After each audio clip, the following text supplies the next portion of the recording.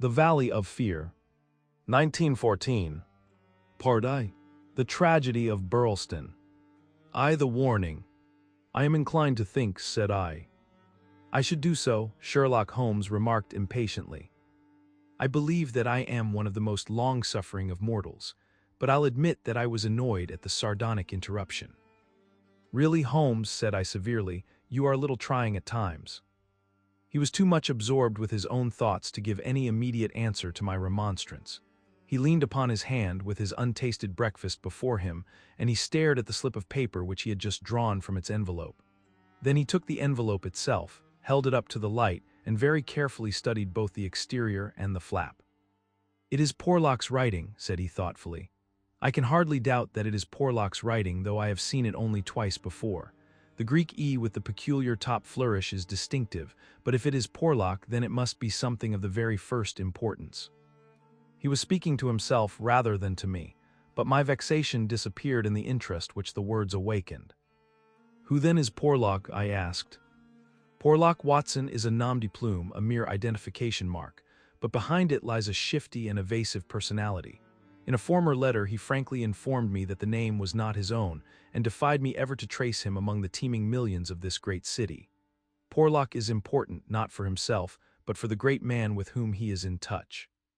Picture to yourself the pilot fish with the shark, the jackal with the lion, anything that is insignificant in companionship with what is formidable. Not only formidable, Watson, but sinister, in the highest degree sinister. That is where he comes within my purview. You have heard me speak of Professor Moriarty, the famous scientific criminal, as famous among crooks as— My blushes, Watson, Holmes murmured in a deprecating voice. I was about to say, as he is unknown to the public. A distinct touch, cried Holmes. You are developing a certain unexpected vein of pocky humor, Watson, against which I must learn to guard myself. But in calling Moriarty a criminal, you are uttering libel in the eyes of the law, and there lie the glory and the wonder of it. The greatest schemer of all time, the organizer of every deviltry, the controlling brain of the underworld, a brain which might have made or marred the destiny of nations, that's the man. But so aloof is he from general suspicion, so immune from criticism, so admirable in his management and self-effacement, that for those very words that you have uttered he could hale you to a court and emerge with your year's pension as a solatium for his wounded character. Is he not the celebrated author of The Dynamics of an Asteroid, a book which ascends to such rarefied heights of pure mathematics that it is said that there was no man in the scientific press capable of criticizing it? Is this a man to traduce? Foul-mouthed doctor and slandered professor, such would be your respective roles. That's genius, Watson, but if I am spared by lesser men, our day will surely come. May I be there to see, I exclaimed devoutly, but you were speaking of this man Porlock. Ah, yes, the so-called Porlock is a link in the chain some little way from its great attachment. Porlock is not quite a sound link between ourselves. He is the only flaw in that chain so far as I have been able to test it. But no chain is stronger than its weakest link. Exactly, my dear Watson, hence the extreme importance of Porlock. Led on by some rudimentary aspirations towards right, and encouraged by the judicious stimulation of an occasional 10-pound note sent to him by devious methods, he has once or twice given me advance information which has been of value, that highest value which anticipates and prevents rather than avenges crime. I cannot doubt that, if we had the cipher, we should find that this communication is of the nature that I indicate. Again Holmes flattened out the paper upon his unused plate. I rose and, leaning over him, stared down at the curious inscription, which ran as follows. 530 for C213, 127 3631, 4/17/21/41. DOUGLAS 109 293 537 BIRLS2NE. 26 BIRLS2NE 9 47 171. What do you make of it, Holmes? It is obviously an attempt to convey secret information. But what is the use of a cipher message without the cipher? In this instance, none at all. Why do you say in this instance? Because there are many ciphers which I would read as easily as I do the apocrypha of the agony column. Such crude devices amuse the intelligence without fatiguing it. But this is different. It is clearly a reference to the words in a page of some book. Until I am told which page and which book I am powerless. But why Douglas and Burlstone? Clearly because those are words which were not contained in the page in question. Then why has he not indicated the book? Your native shrewdness, my dear Watson, that innate cunning which is the delight of your friends, would surely prevent you from enclosing cipher and message in the same envelope. Should it miscarry, you are undone. As it is, both have to go wrong before any harm comes from it. Our second post is now overdue, and I shall be surprised if it does not bring us either a further letter of explanation, or, as is more probable, the very volume to which these figures refer. Holmes's calculation was fulfilled within a very few minutes by the appearance of Billy, the page, with the very letter which we were expecting. "The same writing," remarked Holmes as he opened the envelope, "and actually signed," he added in an exultant voice as he unfolded the epistle. "Come, we are getting on, Watson." His brow clouded, however, as he glanced over the contents. "Dear me, this is very disappointing. I fear, Watson, that all our expectations come to nothing. I trust that the man Porlock will come to no harm. Dear Mr. Holmes, he says, I will go no further in this matter. It is too dangerous. He suspects me. I can see that he suspects me. He came to me quite unexpectedly after I had actually addressed this envelope with the intention of sending you the key to the cipher. I was able to cover it up. If he had seen it, it would have gone hard with me, but I read suspicion in his eyes. Please burn the cipher message, which can now be of no use to you. FREDPORLOCK. Holmes sat for some little time twisting this letter between his fingers and frowning as he stared into the fire. "After all," he said at last, "there may be nothing in it. It may be only his guilty conscience. Knowing himself to be a traitor, he may have read the accusation in the other's eyes. The other being, I presume, Professor Moriarty. No less, when any of that party talk about he, you know whom they mean. There is one predominant he for all of them. But what can he do? That's a large question.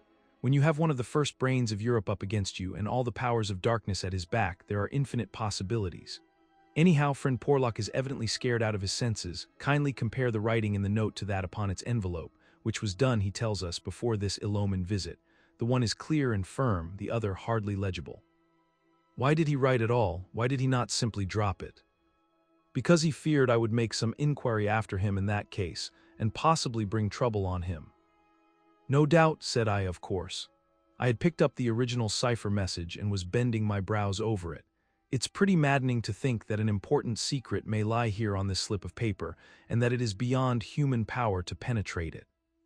Sherlock Holmes had pushed away his untasted breakfast and lit the unsavory pipe which was the companion of his deepest meditations. I wonder, said he, leaning back and staring at the ceiling. Perhaps there are points which have escaped your Machiavellian intellect. Let us consider the problem in the light of pure reason. This man's reference is to a book. That is our point of departure.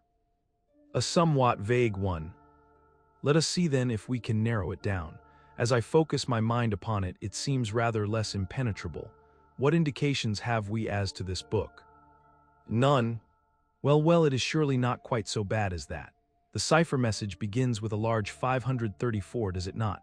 We may take it as a working hypothesis that 534 is the particular page to which the cipher refers. So our book has already become a large book, which is surely something gained. What other indications have we as to the nature of this large book? The next sign is C2. What do you make of that, Watson? Chapter the second, no doubt. Hardly that, Watson. You will, I am sure, agree with me that if the page be given, the number of the chapter is immaterial. Also that if page 534 finds us only in the second chapter, the length of the first one must have been really intolerable. Column, I cried. Brilliant, Watson, you are scintillating this morning. If it is not column, then I am very much deceived. So now, you see, we begin to visualize a large book printed in double columns which are each of a considerable length, since one of the words is numbered in the document as the 293rd. Have we reached the limits of what reason can supply? I fear that we have. Early, you do yourself an injustice. One more coruscation, my dear Watson, yet another brainwave. Had the volume been an unusual one, he would have sent it to me. Instead of that, he had intended, before his plans were nipped, to send me the clue in this envelope. He says so in his note. This would seem to indicate that the book is one which he thought I would have no difficulty in finding for myself. He had it, and he imagined that I would have it too. In short, Watson, it is a very common book. What you say certainly sounds plausible. So we have contracted our field of search to a large book, printed in double columns and in common use. The Bible, I cried triumphantly. Good, Watson, good, but not, if I may say so, quite good enough. Even if I accepted the compliment for myself, I could hardly name any volume which would be less likely to lie at the elbow of one of Moriarty's associates. Besides, the editions of Holy Writ are so numerous that he could hardly suppose that two copies would have the same pagination. This is clearly a book which is standardized. He knows for certain that his page 534 will exactly agree with my page 534. But very few books would correspond with that. Exactly, therein lies our salvation. Our search is narrowed down to standardized books which anyone may be supposed to possess. Bradshaw. There are difficulties, Watson. The vocabulary of Bradshaw is nervous and terse but limited. The selection of words would hardly lend itself to the sending of general messages. We will eliminate Bradshaw. The dictionary is, I fear, inadmissible for the same reason. What then is left? An almanac. Excellent, Watson. I am very much mistaken if you have not touched the spot. An almanac. Let us consider the claims of Whitaker's almanac. It is in common use. It has the requisite number of pages. It is in double column. Though reserved in its earlier vocabulary, it becomes, if I remember right, quite garrulous towards the end. He picked the volume from his desk.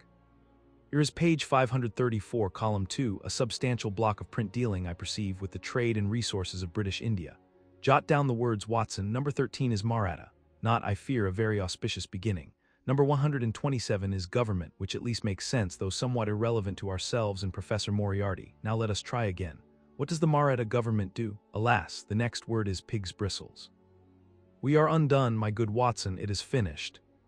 He had spoken in jesting vein, but the twitching of his bushy eyebrows bespoke his disappointment and irritation. I sat helpless and unhappy, staring into the fire. A long silence was broken by a sudden exclamation from Holmes, who dashed at a cupboard, from which he emerged with a second yellow-covered volume in his hand. "We pay the price, Watson, for being too up-to-date," he cried. "We are before our time and suffer the usual penalties. Being the 7th of January, we have very properly laid in the new almanac. It is more than likely that Porlock took his message from the old one.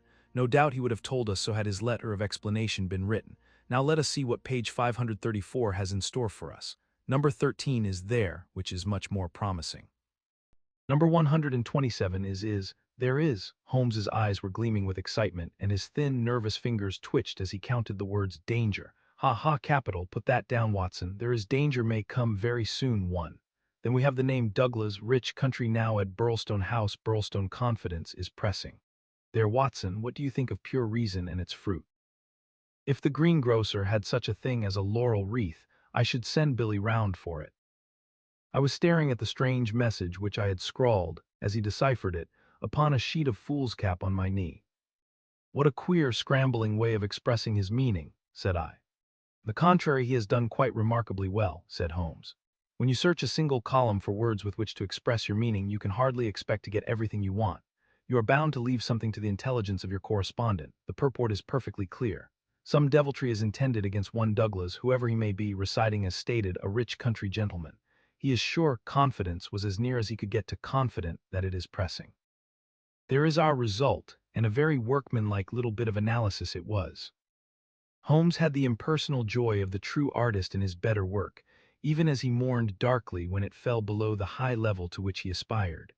He was still chuckling over his success when Billy swung open the door, and Inspector MacDonald of Scotland Yard was ushered into the room. Those were the early days at the end of the 80s, when Alec MacDonald was far from having attained the national fame which he has now achieved. He was a young but trusted member of the detective force, who had distinguished himself in several cases which had been entrusted to him. His tall, bony figure gave promise of exceptional physical strength, while his great cranium and deep-set, lustrous eyes spoke no less clearly of the keen intelligence which twinkled out from behind his bushy eyebrows. He was a silent, precise man with a dour nature and a hard Aberdonian accent. Twice already in his career had Holmes helped him to attain success, his own sole reward being the intellectual joy of the problem. For this reason, the affection and respect of the Scotchman for his amateur colleague were profound, and he showed them by the frankness with which he consulted Holmes in every difficulty. Mediocrity knows nothing higher than itself, but talent instantly recognizes genius, and MacDonald had talent enough for his profession to enable him to perceive that there was no humiliation in seeking the assistance of one who already stood alone in Europe, both in his gifts and in his experience. Holmes was not prone to friendship, but he was tolerant of the big Scotchman and smiled at the sight of him. "You are an early bird, Mr. Mac," said he.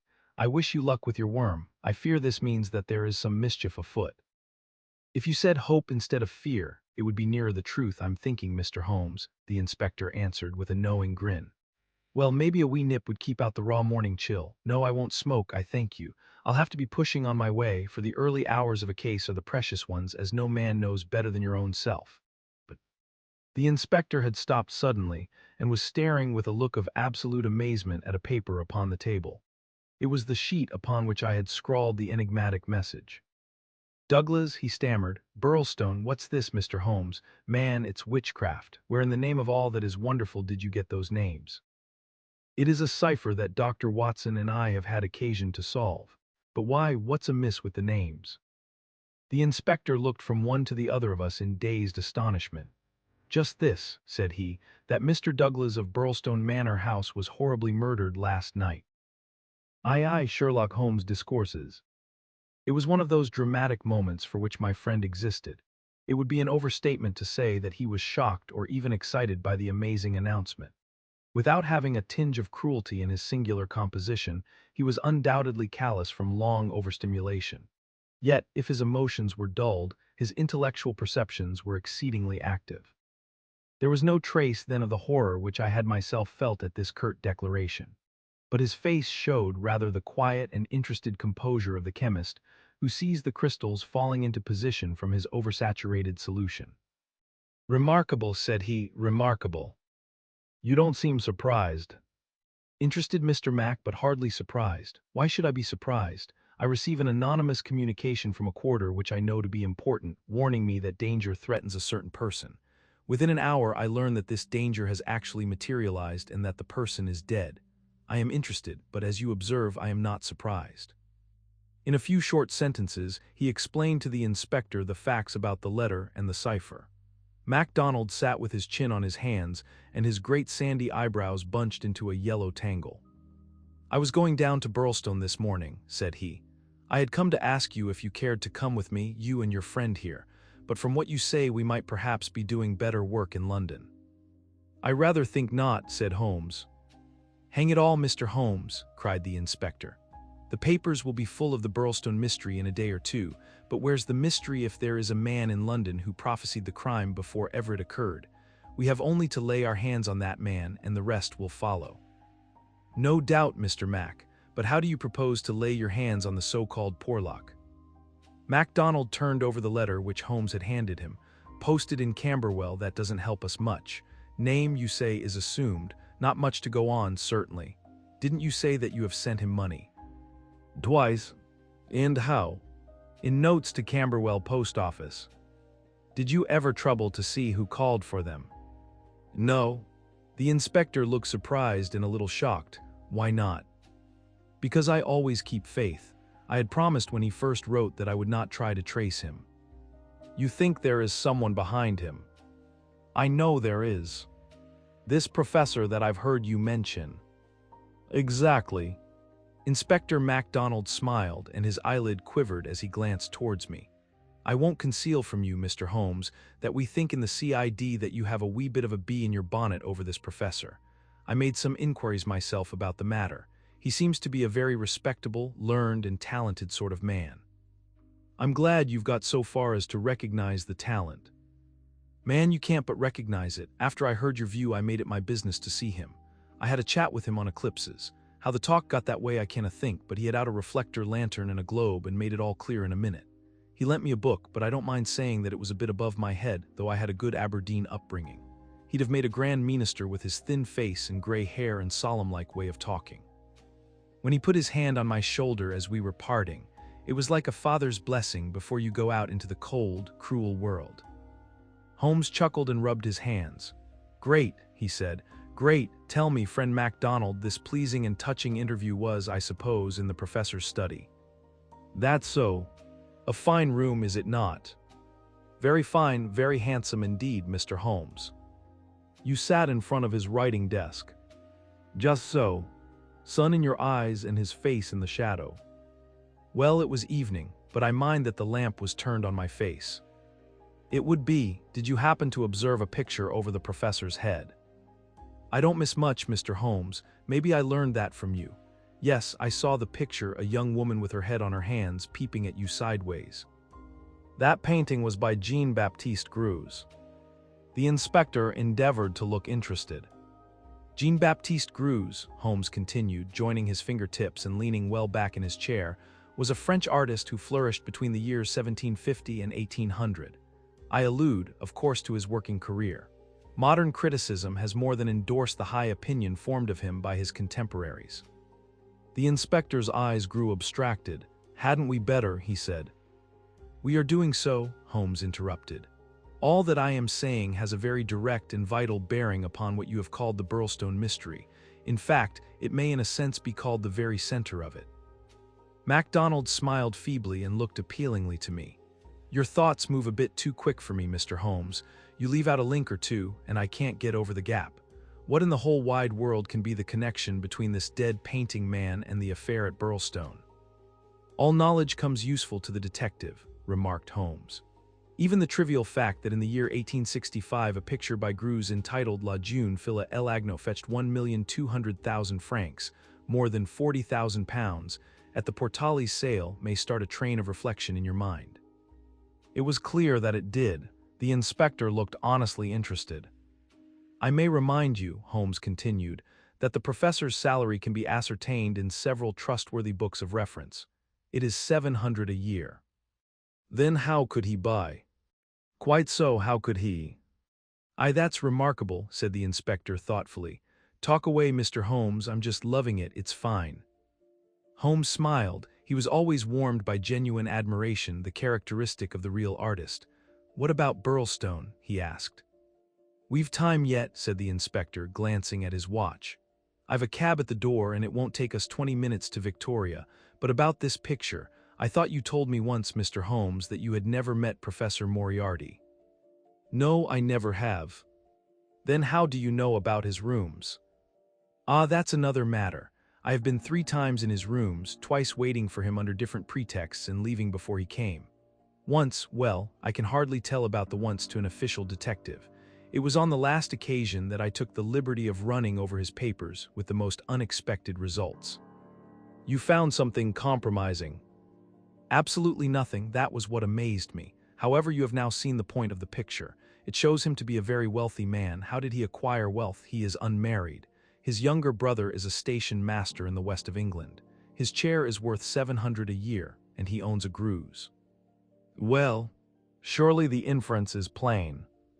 You mean that he has a great income, and that he must earn it in an illegal fashion. Exactly. Of course I have other reasons for thinking so, dozens of exiguous threads which lead vaguely up towards the center of the web where the poisonous, motionless creature is lurking. I only mention the Greuze because it brings the matter within the range of your own observation. Well, Mr. Holmes, I admit that what you say is interesting. It's more than interesting, it's just wonderful. But let us have it a little clearer if you can. Is it forgery, coining, burglary? Where does the money come from? Have you ever read of Jonathan Wild? Well, the name has a familiar sound. Someone in a novel, was he not? I don't take much stock of detectives in novels, chaps that do things and never let you see how they do them. That's just inspiration, not business. Jonathan Wild wasn't a detective and he wasn't in a novel. He was a master criminal and he lived last century, 1750 or thereabouts. Then he's no use to me. I'm a practical man. Mr. Mac, the most practical thing that you ever did in your life would be to shut yourself up for 3 months and read 12 hours a day at the annals of crime. Everything comes in circles, even Professor Moriarty. Jonathan Wild was the hidden force of the London criminals, to whom he sold his brains and his organization on a 15% commission. The old wheel turns and the same spoke comes up. It's all been done before and will be again. I'll tell you 1 or 2 things about Moriarty which may interest you. You'll interest me, right enough.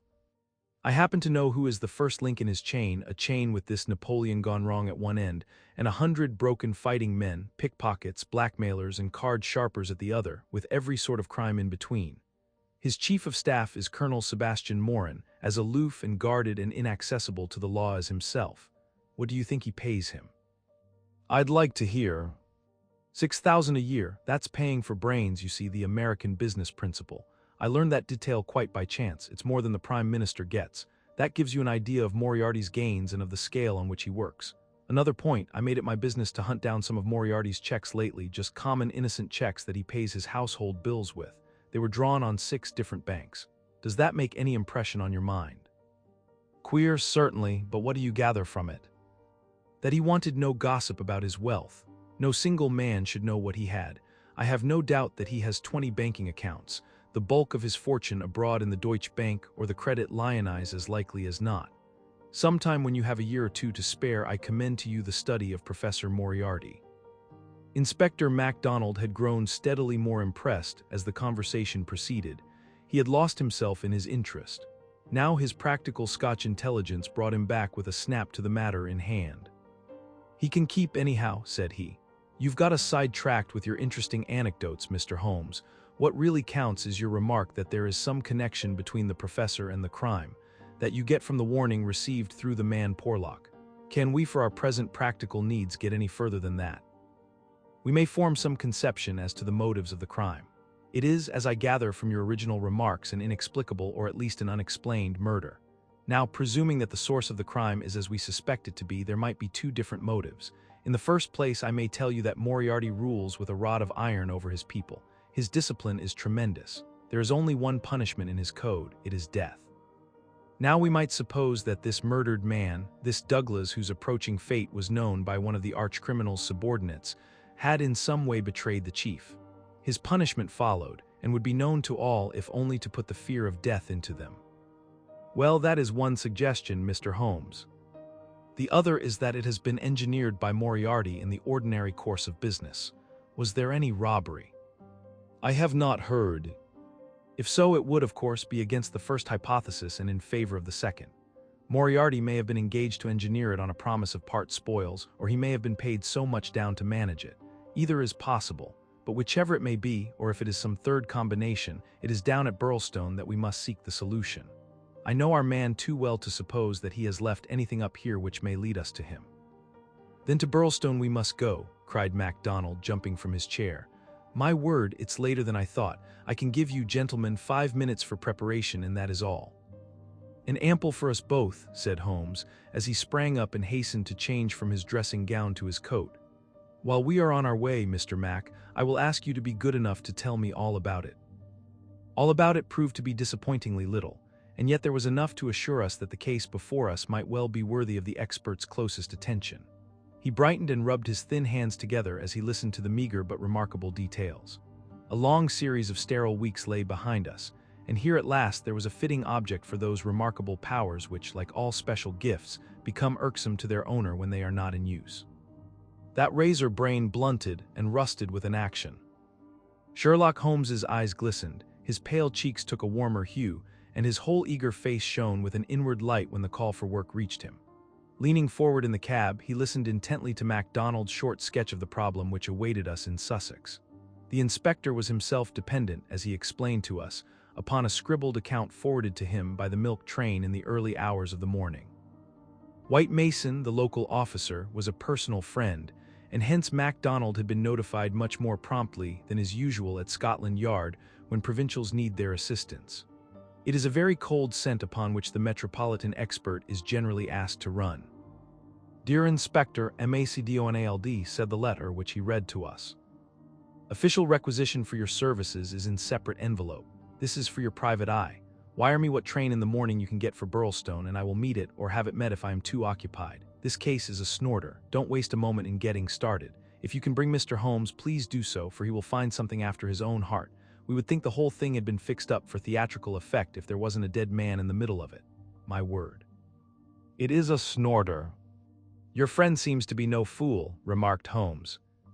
No, sir, White Mason is a very live man, if I am any judge. Well, have you anything more? Only that he will give us every detail when we meet. Then how did you get at Mr. Douglas and the fact that he had been horribly murdered? That was in the enclosed official report. It didn't say horrible, that's not a recognized official term. It gave the name John Douglas. It mentioned that his injuries had been in the head from the discharge of a shotgun. It also mentioned the hour of the alarm, which was close on to midnight last night. It added that the case was undoubtedly one of murder, but that no arrest had been made, and that the case was one which presented some very perplexing and extraordinary features. "That's absolutely all we have at present, Mr. Holmes." "Then, with your permission, we will leave it at that, Mr. Mack. The temptation to form premature theories upon insufficient data is the bane of our profession. I can see only two things for certain at present: a great brain in London and a dead man in Sussex. It's the chain between that we are going to trace." Aye, the tragedy of Burlstone. Now for a moment I will ask leave to remove my own insignificant personality, and to describe events which occurred before we arrived upon the scene by the light of knowledge which came to us afterwards. Only in this way can I make the reader appreciate the people concerned and the strange setting in which their fate was cast. The village of Burlstone is a small and very ancient cluster of half-timbered cottages on the northern border of the county of Sussex. For centuries it had remained unchanged, but within the last few years its picturesque appearance and situation have attracted a number of well-to-do residents, whose villas peep out from the woods around. These woods are locally supposed to be the extreme fringe of the great Weald Forest, which thins away until it reaches the northern chalk downs. A number of small shops have come into being to meet the wants of the increased population, so there seems some prospect that Burlstone may soon grow from an ancient village into a modern town.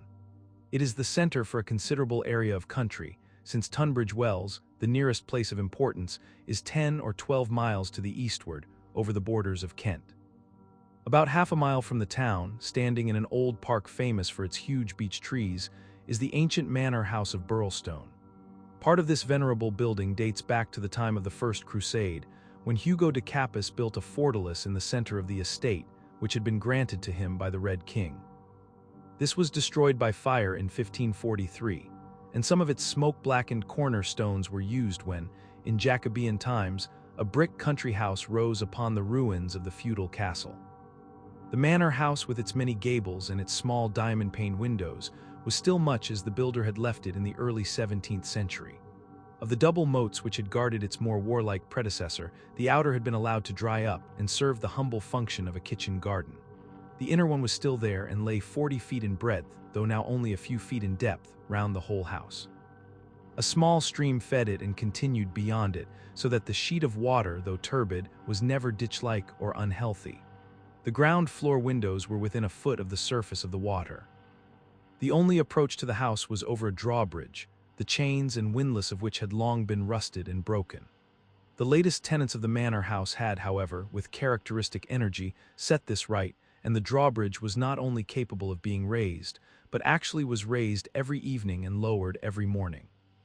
By thus renewing the custom of the old feudal days, the manor house was converted into an island during the night, a fact which had a very direct bearing upon the mystery, which was soon to engage the attention of all England. The house had been untenanted for some years and was threatening to molder into a picturesque decay when the Douglases took possession of it. This family consisted of only two individuals, John Douglas and his wife. Douglas was a remarkable man both in character and in person. In age he may have been about 50, with a strong-jawed, rugged face, a grizzling mustache, peculiarly keen gray eyes, and a wiry, vigorous figure which had lost nothing of the strength and activity of youth. He was cheery and genial to all, but somewhat offhand in his manners, giving the impression that he had seen life in social strata on some far lower horizon than the county society of Sussex. Yet though looked at with some curiosity and reserve by his more cultivated neighbors, he soon acquired a great popularity among the villagers, subscribing handsomely to all local objects, and attending their smoking concerts and other functions, where, having a remarkably rich tenor voice, he was always ready to oblige with an excellent song. He appeared to have plenty of money, which was said to have been gained in the California gold fields, and it was clear from his own talk and that of his wife that he had spent a part of his life in America. The good impression which had been produced by his generosity and by his democratic manners was increased by a reputation gained for utter indifference to danger. Though a wretched rider, he turned out at every meet, and took the most amazing falls in his determination to hold his own with the best. When the vicarage caught fire, he distinguished himself also by the fearlessness with which he re-entered the building to save property, after the local fire brigade had given it up as impossible. Thus it came about that John Douglas of the manor house had within 5 years won, himself, quite a reputation in Burlstone. His wife, too, was popular with those who had made her acquaintance, though after the English fashion, the callers upon a stranger who settled in the county without introductions were few and far between. This mattered the less to her, as she was retiring by disposition and very much absorbed to all appearance in her husband and her domestic duties. It was known that she was an English lady who had met Mr. Douglas in London, he being at that time a widower. She was a beautiful woman, tall, dark, and slender, some 20 years younger than her husband, a disparity which seemed in no wise to mar the contentment of their family life. It was remarked sometimes, however, by those who knew them best, that the confidence between the two did not appear to be complete, since the wife was either very reticent about her husband's past life, or else, as seemed more likely, was imperfectly informed about it. It had also been noted and commented upon by few observant people that there were signs, sometimes of some nerve strain upon the part of Mrs. Douglas, and that she would display acute uneasiness if her absent husband should ever be particularly late in his return. On a quiet countryside, where all gossip is welcome, this weakness of the lady of the manor house did not pass without remark, and it bulked larger upon people's memory when the events arose which gave it a very special significance. There was yet another individual whose residence under that roof was, it is true, only an intermittent one, but whose presence at the time of the strange happenings which will now be narrated brought his name prominently before the public. This was Cecil James Barker, of Hales Lodge, Hampstead. Cecil Barker's tall, loose-jointed figure was a familiar one in the main street of Burlstone village, for he was a frequent and welcome visitor at the manor house. He was the more noticed as being the only friend of the past unknown life of Mr. Douglas who was ever seen in his new English surroundings. Barker was himself an undoubted Englishman, but by his remarks it was clear that he had first known Douglas in America and had there lived on intimate terms with him. He appeared to be a man of considerable wealth and was reputed to be a bachelor. Age, he was rather younger than Douglas, 45 at the most. A tall, straight, broad-chested fellow with a clean-shaved, prize-fighter face, thick, strong black eyebrows, and a pair of masterful black eyes which might, even without the aid of his very capable hands, clear a way for him through a hostile crowd. He neither rode nor shot, but spent his days in wandering round the old village with his pipe in his mouth, or in driving with his host, or in his absence with his hostess over the beautiful countryside. An easy-going, free-handed gentleman, said Ames, the butler, but my word, I had rather not be the man that crossed him. He was cordial and intimate with Douglas, and he was no less friendly with his wife, a friendship which more than once seemed to cause some irritation to the husband, so that even the servants were able to perceive his annoyance. Such was the third person who was one of the family when the catastrophe occurred. As to the other denizens of the old building, it will suffice out of a large household to mention the prim, respectable, and capable Ames, and Mrs. Allen, a buxom and cheerful person, who relieved the lady of some of her household cares. The other 6 servants in the house bear no relation to the events of the night of January 6th. It was at 11:45 that the first alarm reached the small local police station, in charge of Sergeant Wilson of the Sussex Constabulary. Cecil Barker, much excited, had rushed up to the door and pealed furiously upon the bell. A terrible tragedy had occurred at the manor house, and John Douglas had been murdered. That was the breathless burden of his message. He had hurried back to the house, followed within a few minutes by the police sergeant, who arrived at the scene of the crime a little after 12 o'clock, after taking prompt steps to warn the county authorities that something serious was afoot. On reaching the manor house, the sergeant had found the drawbridge down, the windows lighted up, and the whole household in a state of wild confusion and alarm. The white-faced servants were huddling together in the hall, with the frightened butler wringing his hands in the doorway. Only Cecil Barker seemed to be master of himself and his emotions. He had opened the door which was nearest to the entrance, and he had beckoned to the sergeant to follow him. At that moment there arrived Dr. Wood, a brisk and capable general practitioner from the village. The 3 men entered the fatal room together, while the horror-stricken butler followed at their heels, closing the door behind him to shut out the terrible scene from the maid-servants. The dead man lay on his back, sprawling with outstretched limbs in the center of the room. He was clad only in a pink dressing gown which covered his night clothes. There were carpet slippers on his bare feet. The doctor knelt beside him and held down the hand lamp which had stood on the table. One glance at the victim was enough to show the healer that his presence could be dispensed with. The man had been horribly injured. Lying across his chest was a curious weapon, a shotgun with the barrel sawed off a foot in front of the triggers.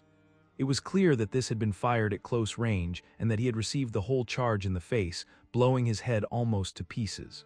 The triggers had been wired together so as to make the simultaneous discharge more destructive. The country policeman was unnerved and troubled by the tremendous responsibility which had come so suddenly upon him. "We will touch nothing until my superiors arrive," he said in a hushed voice, staring in horror at the dreadful head. "Nothing has been touched up to now," said Cecil Barker. "I'll answer for that, you see it all exactly as I found it."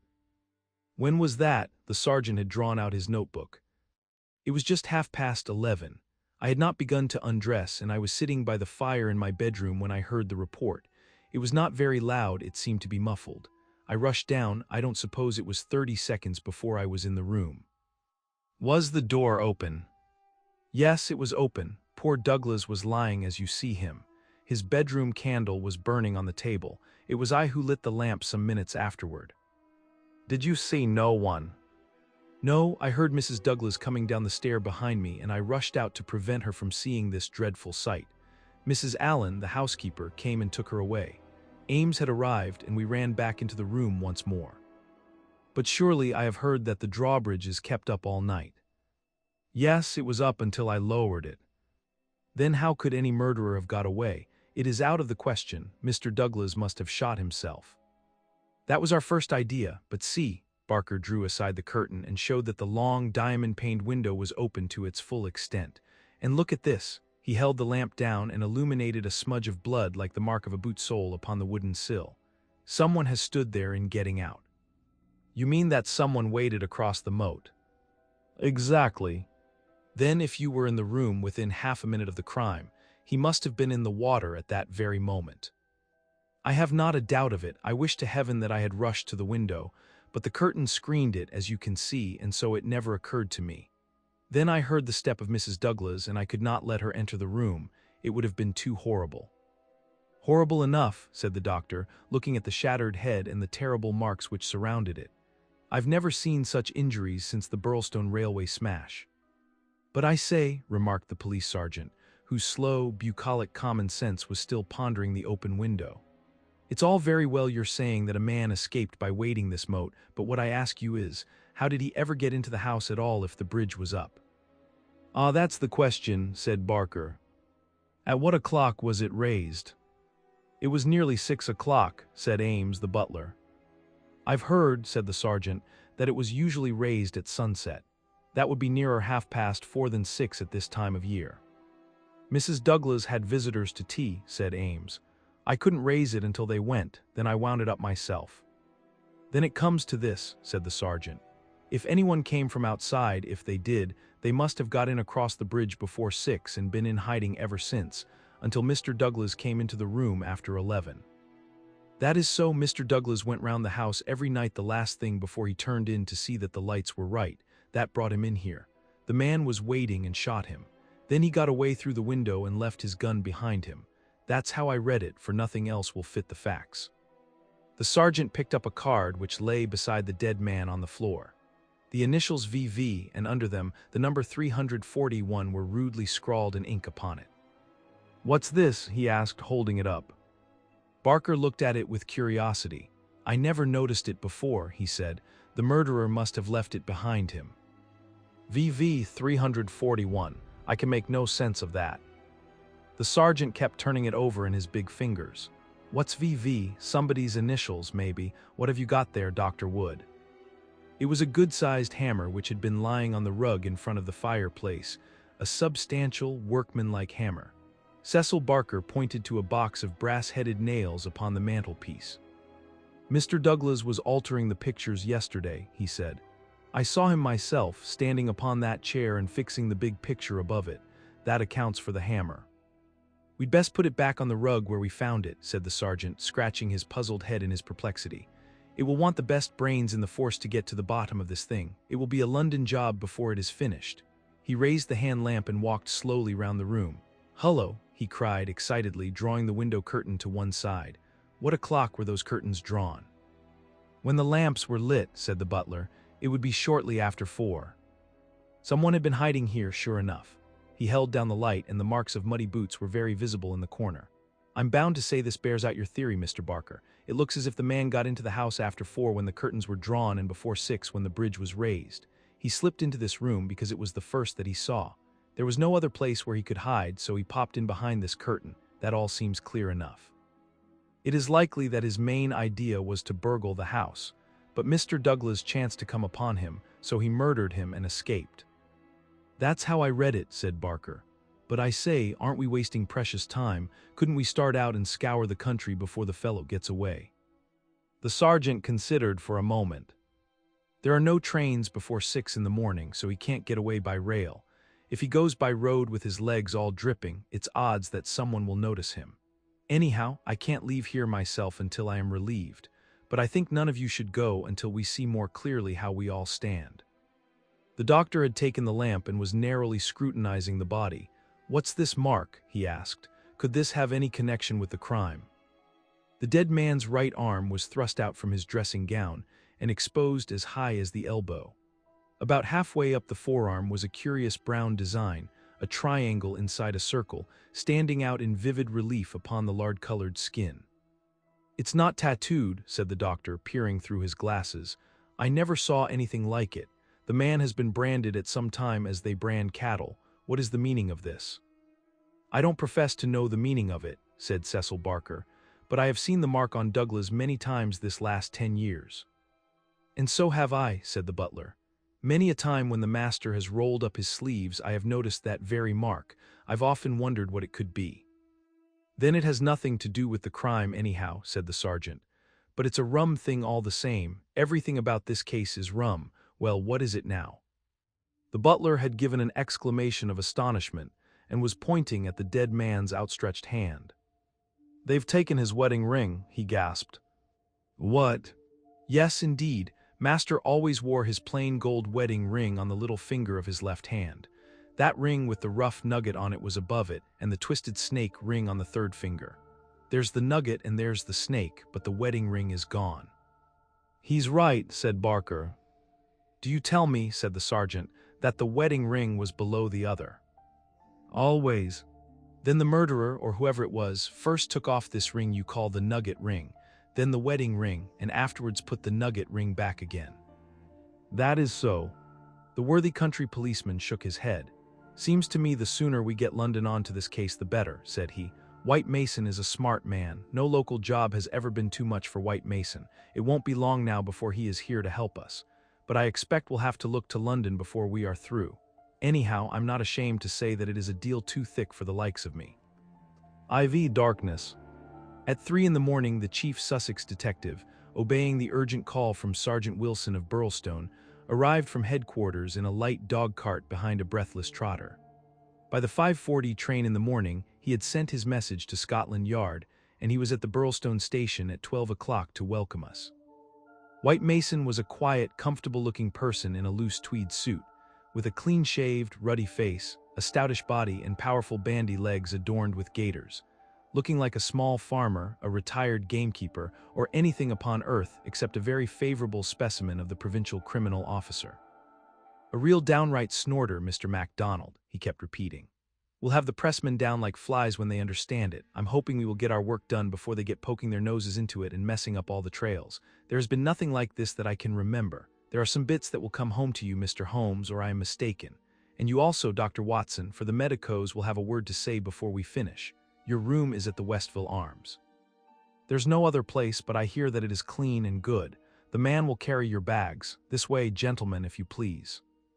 He was a very bustling and genial person, this Sussex detective. In 10 minutes we had all found our quarters. In 10 more we were seated in the parlor of the inn and being treated to a rapid sketch of those events which have been outlined in the previous chapter. MacDonald made an occasional note, while Holmes sat absorbed, with the expression of surprised and reverent admiration with which the botanist surveys the rare and precious bloom. Remarkable, he said when the story was unfolded, most remarkable. I can hardly recall any case where the features have been more peculiar. I thought you would say so, Mr. Holmes, said White Mason in great delight. We're well up with the times in Sussex. I've told you now how matters were up to the time when I took over from Sergeant Wilson between 3 and 4 this morning. My word, I made the old mare go, but I need not have been in such a hurry as it turned out, for there was nothing immediate that I could do. Sergeant Wilson had all the facts. I checked them and considered them and maybe added a few of my own. What were they? Asked Holmes eagerly. Well, I first had the hammer examined. There was Dr. Wood there to help me. We found no signs of violence upon it. I was hoping that if Mr. Douglas defended himself with the hammer, he might have left his mark upon the murderer before he dropped it on the mat. But there was no stain.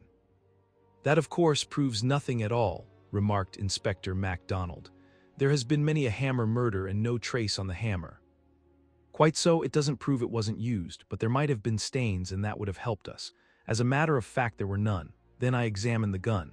They were buckshot cartridges, and as Sergeant Wilson pointed out, the triggers were wired together so that, if you pulled on the hinder one, both barrels were discharged. Whoever fixed that up had made up his mind that he was going to take no chances of missing his man. The sawed gun was not more than 2 foot long. One could carry it easily under one's coat. There was no complete maker's name, but the printed letters PEN were on the fluting between the barrels, and the rest of the name had been cut off by the saw. A big P with a flourish above it, EN smaller, asked Holmes. Exactly. Pennsylvania Small Arms Company, well-known American firm, said Holmes. White Mason gazed at my friend as the little village practitioner looks at the Harley Street specialist who, by a word, can solve the difficulties that perplex him. That is very helpful, Mr. Holmes. No doubt you are right. Wonderful, wonderful. Do you carry the names of all the gun makers in the world in your memory? Holmes dismissed the subject with a wave. No doubt it is an American shotgun, White Mason continued. I seem to have read that a sawed-off shotgun is a weapon used in some parts of America. Apart from the name upon the barrel, the idea had occurred to me.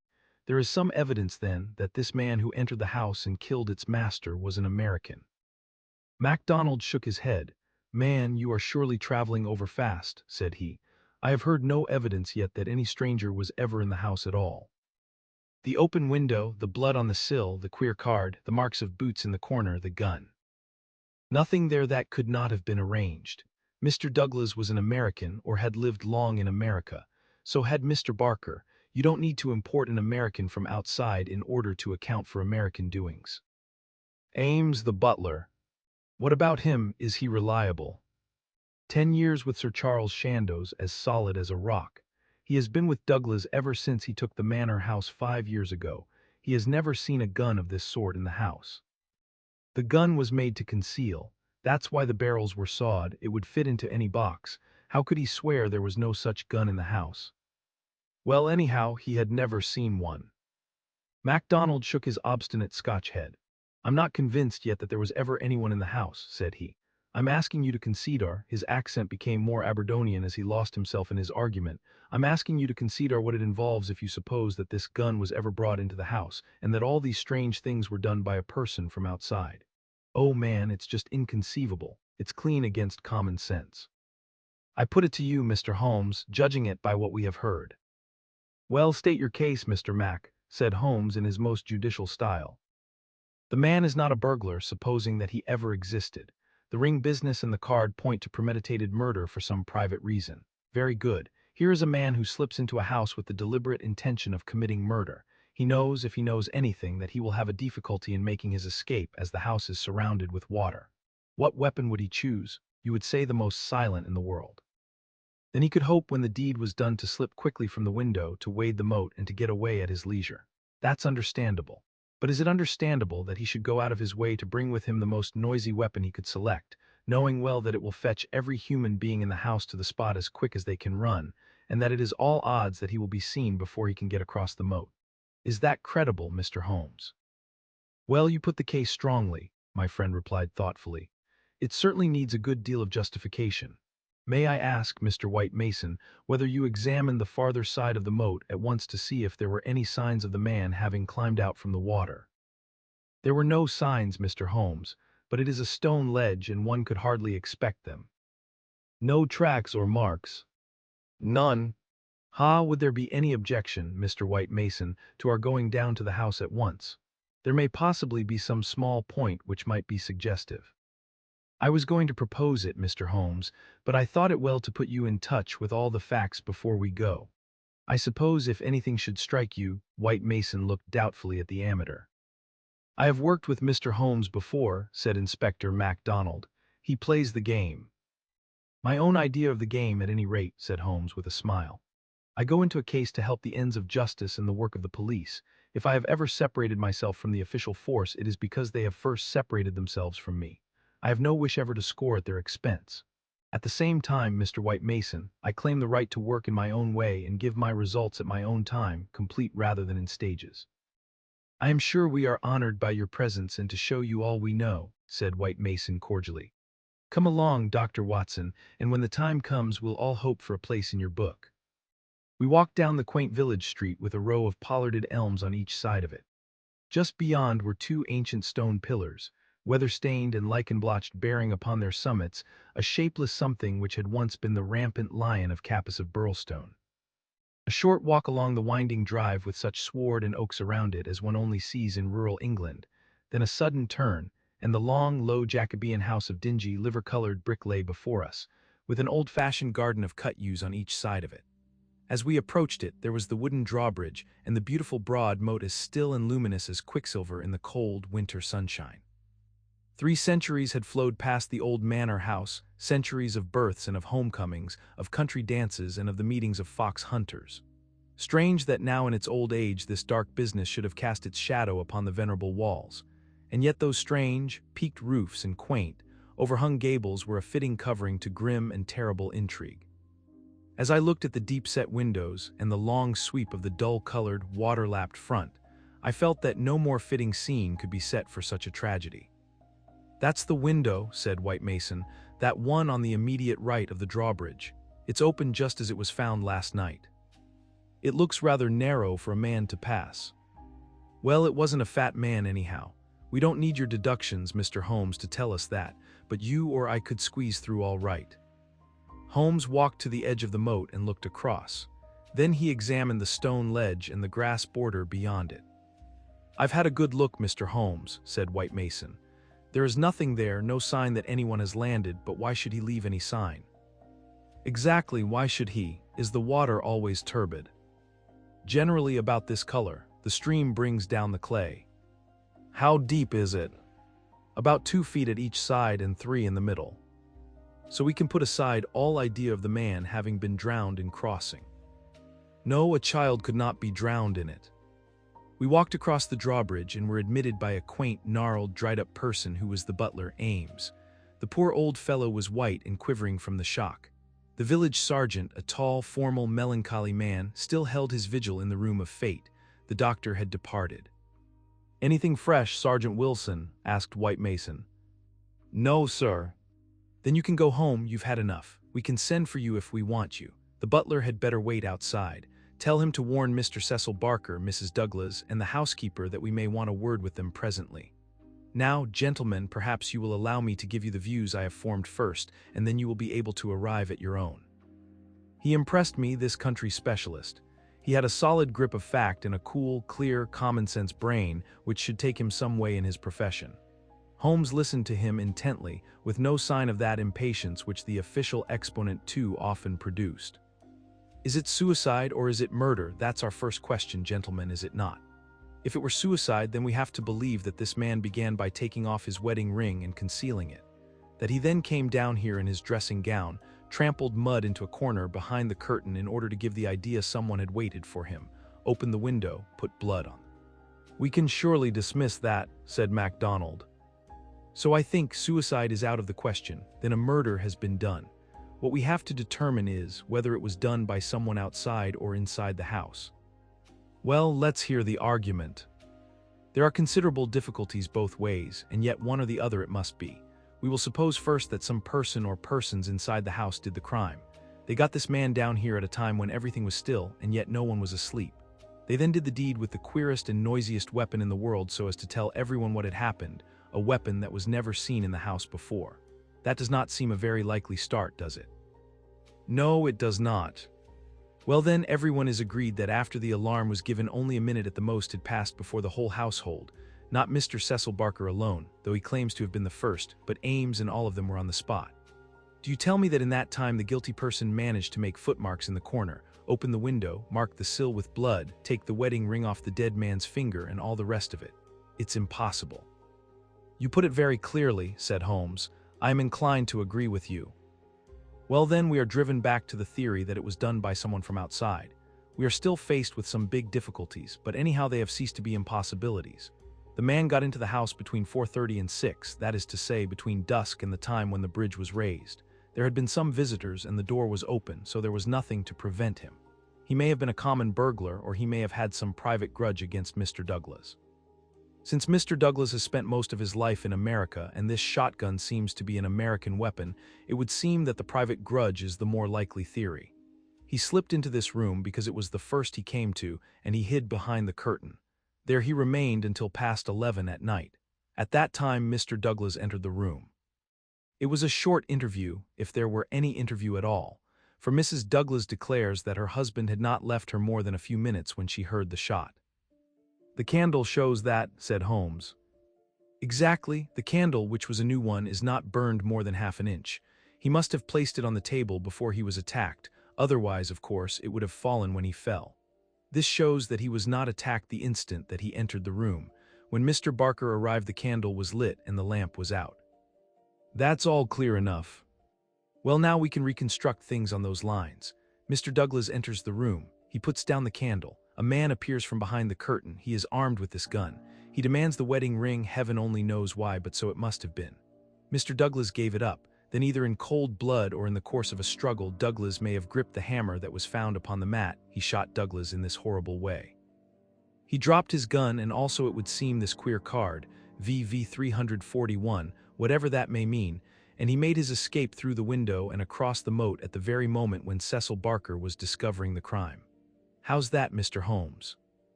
"Very interesting, but just a little unconvincing." "Man, it would be absolute nonsense if it wasn't that anything else is even worse," cried MacDonald. "Somebody killed the man, and whoever it was, I could clearly prove to you that he should have done it some other way. What does he mean by allowing his retreat to be cut off like that? What does he mean by using a shotgun when silence was his one chance of escape? Come, Mr. Holmes, it's up to you to give us a lead, since you say Mr. White Mason's theory is unconvincing."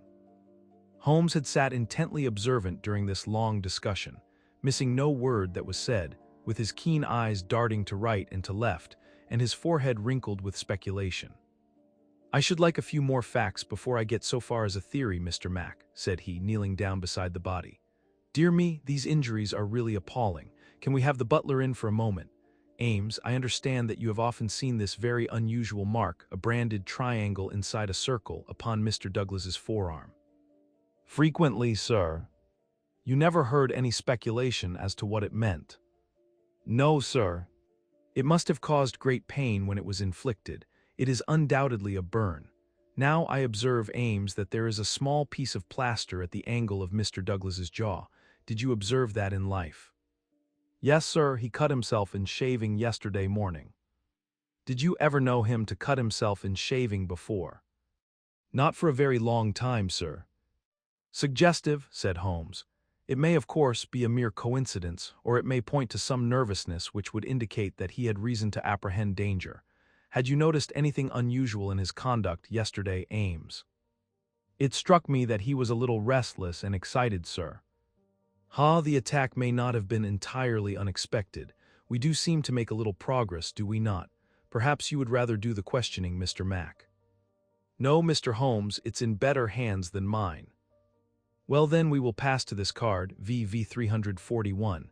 It is rough cardboard. Have you any of the sort in the house?" "I don't think so." Holmes walked across to the desk and dabbed a little ink from each bottle onto the blotting paper. "It was not printed in this room," he said. "This is black ink and the other purplish. It was done by a thick pen and these are fine. No, it was done elsewhere, I should say. Can you make anything of the inscription, Ames?" "No, sir, nothing." "What do you think, Mr. Mac?" "It gives me the impression of a secret society of some sort, the same with his badge upon the forearm." "That's my idea too," said White Mason. "Well, we can adopt it as a working hypothesis and then see how far our difficulties disappear. An agent from such a society makes his way into the house, waits for Mr. Douglas, blows his head nearly off with this weapon, and escapes by wading the moat after leaving a card beside the dead man, which will, when mentioned in the papers, tell other members of the society that vengeance has been done. That all hangs together. But why this gun of all weapons?" "Exactly. And why the missing ring?" "Quite so. And why no arrest? It's past 2 now. I take it for granted that since dawn every constable within 40 miles has been looking out for a wet stranger." "That is so, Mr. Holmes." "Well, unless he has a burrow close by or a change of clothes ready, they can hardly miss him. and yet they have missed him up to now. Holmes had gone to the window and was examining with his lens the blood mark on the sill. It is clearly the tread of a shoe. It is remarkably broad, a splayfoot, one would say. Curious because so far as one can trace any footmark in this mud-stained corner, one would say it was a more shapely sole. However, they are certainly very indistinct. "What's this under the side table?" "Mr. Douglas's dumbbells," said Ames. "Dumbbell, there's only one. Where's the other?" "I don't know, Mr. Holmes. There may have been only one. I have not noticed them for months." "One dumbbell," Holmes said seriously, but his remarks were interrupted by a sharp knock at the door. A tall, sunburned, capable-looking, clean-shaved man looked in at us. I had no difficulty in guessing that it was the Cecil Barker of whom I had heard. His masterful eyes traveled quickly with a questioning glance from face to face. "Sorry to interrupt your consultation," said he, "but you should hear the latest news." "An arrest?" "No such luck, but they've found his bicycle. The fellow left his bicycle behind him. Come and have a look. It is within 100 yards of the hall door." We found 3 or 4 grooms and idlers standing in the drive inspecting a bicycle which had been drawn out from a clump of evergreens in which it had been concealed. It was a well-used Rudge Whitworth, splashed as from a considerable journey. There was a saddlebag with spanner and oil can, but no clue as to the owner.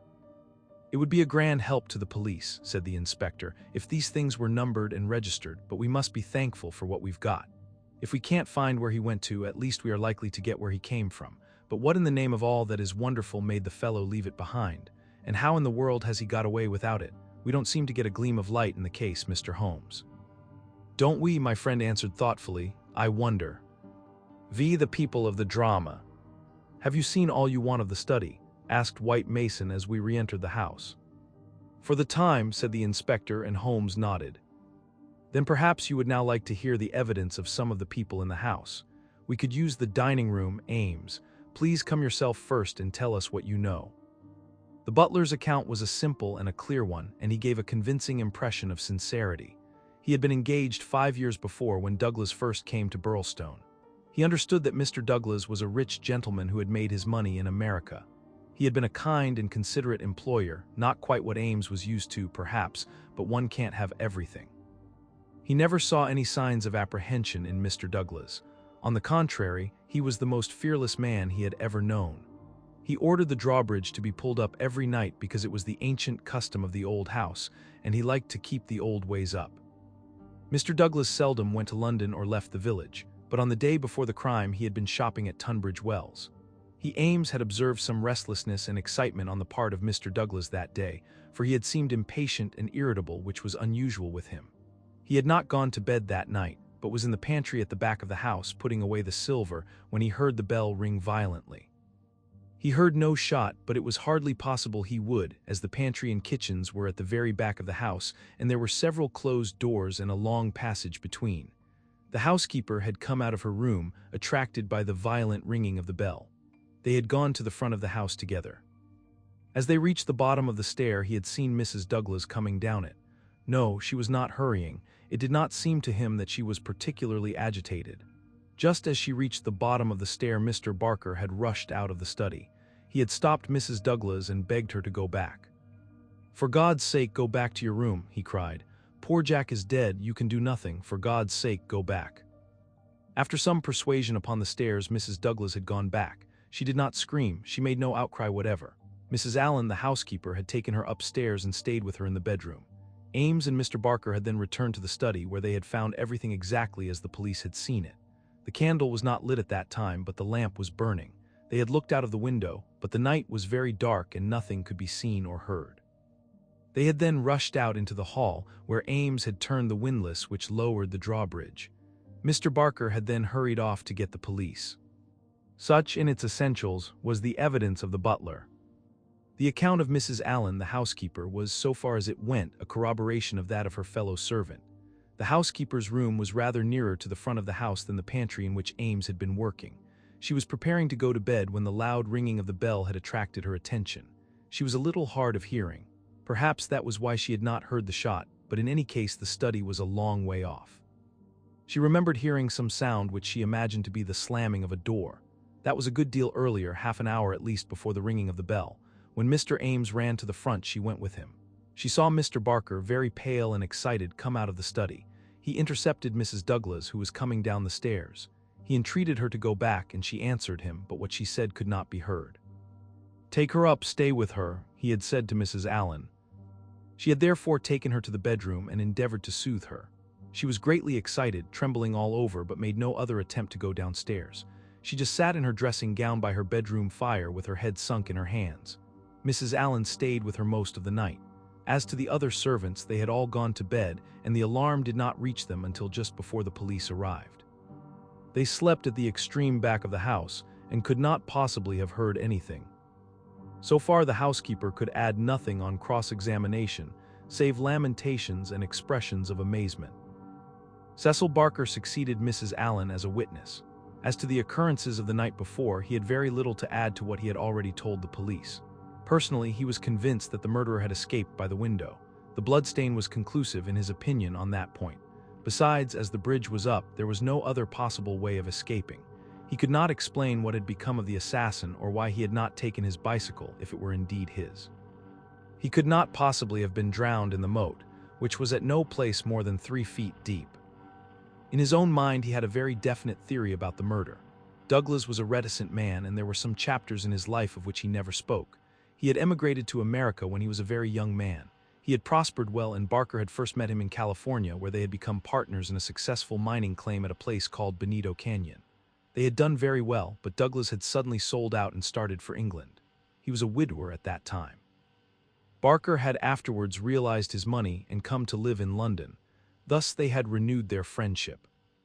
Douglas had given him the impression that some danger was hanging over his head, and he had always looked upon his sudden departure from California, and also his renting a house in so quiet a place in England, as being connected with this peril. He imagined that some secret society, some implacable organization, was on Douglas's track, which would never rest until it killed him. Some remarks of his had given him this idea, though he had never told him what the society was, nor how he had come to offend it. He could only suppose that the legend upon the placard had some reference to this secret society. "How long were you with Douglas in California?" asked Inspector MacDonald. "5 years altogether." "He was a bachelor, you say?" "A widower." "Have you ever heard where his first wife came from?" "No, I remember his saying that she was of German extraction, and I have seen her portrait. She was a very beautiful woman. She died of typhoid the year before I met him." "You don't associate his past with any particular part of America?" "I have heard him talk of Chicago. He knew that city well and had worked there. I have heard him talk of the coal and iron districts. He had traveled a good deal in his time." "Was he a politician? Had this secret society to do with politics?" "No, he cared nothing about politics." "You have no reason to think it was criminal?" "On the contrary, I never met a straighter man in my life." "Was there anything curious about his life in California?" "He liked best to stay and to work at our claim in the mountains. He would never go where other men were if he could help it. That's why I first thought that someone was after him. Then when he left so suddenly for Europe, I made sure that it was so. I believed that he had a warning of some sort. Within a week of his leaving, 6 men were inquiring for him." "What sort of men?" "Well, they were a mighty hard-looking crowd. They came up to the claim and wanted to know where he was. I told them that he was gone to Europe and that I did not know where to find him. They meant him no good, it was easy to see that." "Were these men Americans, Californians?" "Well, I don't know about Californians. They were Americans, all right, but they were not miners. I don't know what they were and was very glad to see their backs." "That was 6 years ago." "Nearer 7. And then you were together 5 years in California, so that this business dates back not less than 11 years at the least." "That is so. It must be a very serious feud that would be kept up with such earnestness for as long as that. It would be no light thing that would give rise to it." "I think it shadowed his whole life. It was never quite out of his mind." "But if a man had a danger hanging over him and knew what it was, don't you think he would turn to the police for protection?" "Maybe it was some danger that he could not be protected against. There's one thing you should know. He always went about armed. His revolver was never out of his pocket, but by bad luck he was in his dressing gown and had left it in the bedroom last night. Once the bridge was up, I guess he thought he was safe." I should like these dates a little clearer, said MacDonald. It is quite 6 years since Douglas left California. You followed him next year, did you not? That is so. And he had been married 5 years. You must have returned about the time of his marriage. About a month before, I was his best man. Did you know Mrs. Douglas before her marriage? No, I did not. I had been away from England for 10 years. But you have seen a good deal of her since. Barker looked sternly at the detective. I have seen a good deal of him since, he answered. If I have seen her, it is because you cannot visit a man without knowing his wife, if you imagine there is any connection. I imagine nothing, Mr. Barker. I am bound to make every inquiry which can bear upon the case, but I mean no offense. Some inquiries are offensive, Barker answered angrily. It's only the facts that we want. It is in your interest and everyone's interest that they should be cleared up. Did Mr. Douglas entirely approve your friendship with his wife? Barker grew paler and his great, strong hands were clasped convulsively together. You have no right to ask such questions, he cried. What has this to do with the matter you are investigating? I must repeat the question. Well, I refuse to answer. You can refuse to answer, but you must be aware that your refusal is in itself an answer, for you would not refuse if you had not something to conceal. Barker stood for a moment with his face set grimly and his strong black eyebrows drawn low in intense thought. Then he looked up with a smile. Well, I guess you gentlemen are only doing your clear duty after all, and I have no right to stand in the way of it. I'd only ask you not to worry Mrs. Douglas over this matter, for she has enough upon her just now. I may tell you that poor Douglas had just one fault in the world, and that was his jealousy. He was fond of me, no man could be fonder of a friend, and he was devoted to his wife. He loved me to come here and was forever sending for me. And yet if his wife and I talked together or there seemed any sympathy between us, a kind of wave of jealousy would pass over him, and he would be off the handle and saying the wildest things in a moment. More than once I've sworn off coming for that reason, and then he would write me such penitent, imploring letters that I just had to. But you can take it from me, gentlemen, if it was my last word, that no man ever had a more loving, faithful wife, and I can say also no friend could be more loyal than I. It was spoken with fervor and feeling, and yet Inspector MacDonald could not dismiss the subject. You are aware, said he, that the dead man's wedding ring has been taken from his finger. So it appears, said Barker. What do you mean by appears? You know it as a fact. The man seemed confused and undecided. When I said appears, I meant that it was conceivable that he had himself taken off the ring. The mere fact that the ring should be absent, whoever may have removed it, would suggest to anyone's mind, would it not, that the marriage and the tragedy were connected. Barker shrugged his broad shoulders. I can't profess to say what it means, he answered. But if you mean to hint that it could reflect in any way upon this lady's honor, his eyes blazed for an instant, and then with an evident effort he got a grip upon his own emotions. Well, you are on the wrong track, that's all. I don't know that I've anything else to ask you at present, said MacDonald coldly. There was one small point, remarked Sherlock Holmes. When you entered the room there was only a candle lighted on the table, was there not? Yes, that was so. By its light you saw that some terrible incident had occurred. Exactly. You at once rang for help. Yes, and it arrived very speedily. Within a minute or so. And yet when they arrived they found that the candle was out and that the lamp had been lighted. That seems very remarkable. Again Barker showed some signs of indecision. I don't see that it was remarkable, Mr. Holmes, he answered after a pause. The candle threw a very bad light. My first thought was to get a better one. The lamp was on the table, so I lit it. And blew out the candle. Exactly. Holmes asked no further question, and Barker, with a deliberate look from one to the other of us, which had, as it seemed to me, something of defiance in it, turned and left the room. Inspector MacDonald had sent up a note to the effect that he would wait upon Mrs. Douglas in her room, but she had replied that she would meet us in the dining room. She entered now, a tall and beautiful woman of 30, reserved and self-possessed to a remarkable degree, very different from the tragic and distracted figure I had pictured. It is true that her face was pale and drawn, like that of one who has endured a great shock, but her manner was composed, and the finely molded hand which she rested upon the edge of the table was as steady as my own. Her sad, appealing eyes traveled from one to the other of us with a curiously inquisitive expression. That questioning gaze transformed itself suddenly into abrupt speech. "Have you found anything out yet?" she asked. Was it my imagination that there was an undertone of fear rather than of hope in the question? "We have taken every possible step, Mrs. Douglas," said the inspector. "You may rest assured that nothing will be neglected." "Spare no money," she said in a dead, even tone. "It is my desire that every possible effort should be made. Perhaps you can tell us something which may throw some light upon the matter." "I fear not, but all I know is at your service. We have heard from Mr. Cecil Barker that you did not actually see, that you were never in the room where the tragedy occurred." "No, he turned me back upon the stairs. He begged me to return to my room." "Quite so, you had heard the shot and you had at once come down." "I put on my dressing gown and then came down." "How long was it after hearing the shot that you were stopped on the stair by Mr. Barker?" "It may have been a couple of minutes. It is so hard to reckon time at such a moment. He implored me not to go on. He assured me that I could do nothing.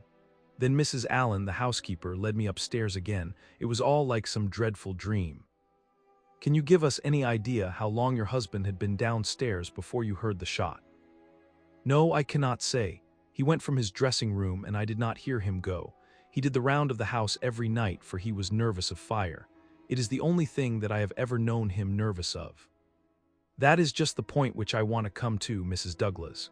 You have known your husband only in England, have you not?" "Yes, we have been married 5 years." "Have you heard him speak of anything which occurred in America and might bring some danger upon him?" Mrs. Douglas thought earnestly before she answered. "Yes," she said at last, "I have always felt that there was a danger hanging over him. He refused to discuss it with me. It was not from want of confidence in me, there was the most complete love and confidence between us, but it was out of his desire to keep all alarm away from me. He thought I should brood over it if I knew all, and so he was silent." "How did you know it then?" Mrs. Douglas's face lit with a quick smile. "Can a husband ever carry about a secret all his life and a woman who loves him have no suspicion of it? I knew it by his refusal to talk about some episodes in his American life. I knew it by certain precautions he took. I knew it by certain words he let fall. I knew it by the way he looked at unexpected strangers. I was perfectly certain that he had some powerful enemies, that he believed they were on his track, and that he was always on his guard against them. I was so sure of it that for years I have been terrified if ever he came home later than was expected." "Might I ask," asked Holmes, "what the words were which attracted your attention?" "The Valley of Fear," the lady answered. "That was an expression he has used when I questioned him. I have been in the Valley of Fear, I am not out of it yet. Are we never to get out of the Valley of Fear? I have asked him when I have seen him more serious than usual. Sometimes I think that we never shall, he has answered." "Surely you asked him what he meant by the Valley of Fear." "I did, but his face would become very grave and he would shake his head. 'It is bad enough that one of us should have been in its shadow,' he said. 'Please God it shall never fall upon you.' It was some real valley in which he had lived and in which something terrible had occurred to him, of that I am certain, but I can tell you no more." "And he never mentioned any names?" "Yes, he was delirious with fever once when he had his hunting accident 3 years ago. Then I remember that there was a name that came continually to his lips. He spoke it with anger and a sort of horror. Maginty was the name, Bodamaster Maginty. I asked him when he recovered who Bodamaster Maginty was and whose body he was master of. 'Never of mine, thank God,' he answered with a laugh, and that was all I could get from him." "But there is a connection between Bodamaster Maginty and the Valley of Fear." "There is one other point," said Inspector MacDonald. "You met Mr. Douglas in a boarding house in London, did you not, and became engaged to him there? Was there any romance, anything secret or mysterious about the wedding?" "There was romance, there is always romance. There was nothing mysterious." "He had no rival?" "No, I was quite free." "You have heard, no doubt, that his wedding ring has been taken. Does that suggest anything to you? Suppose that some enemy of his old life had tracked him down and committed this crime.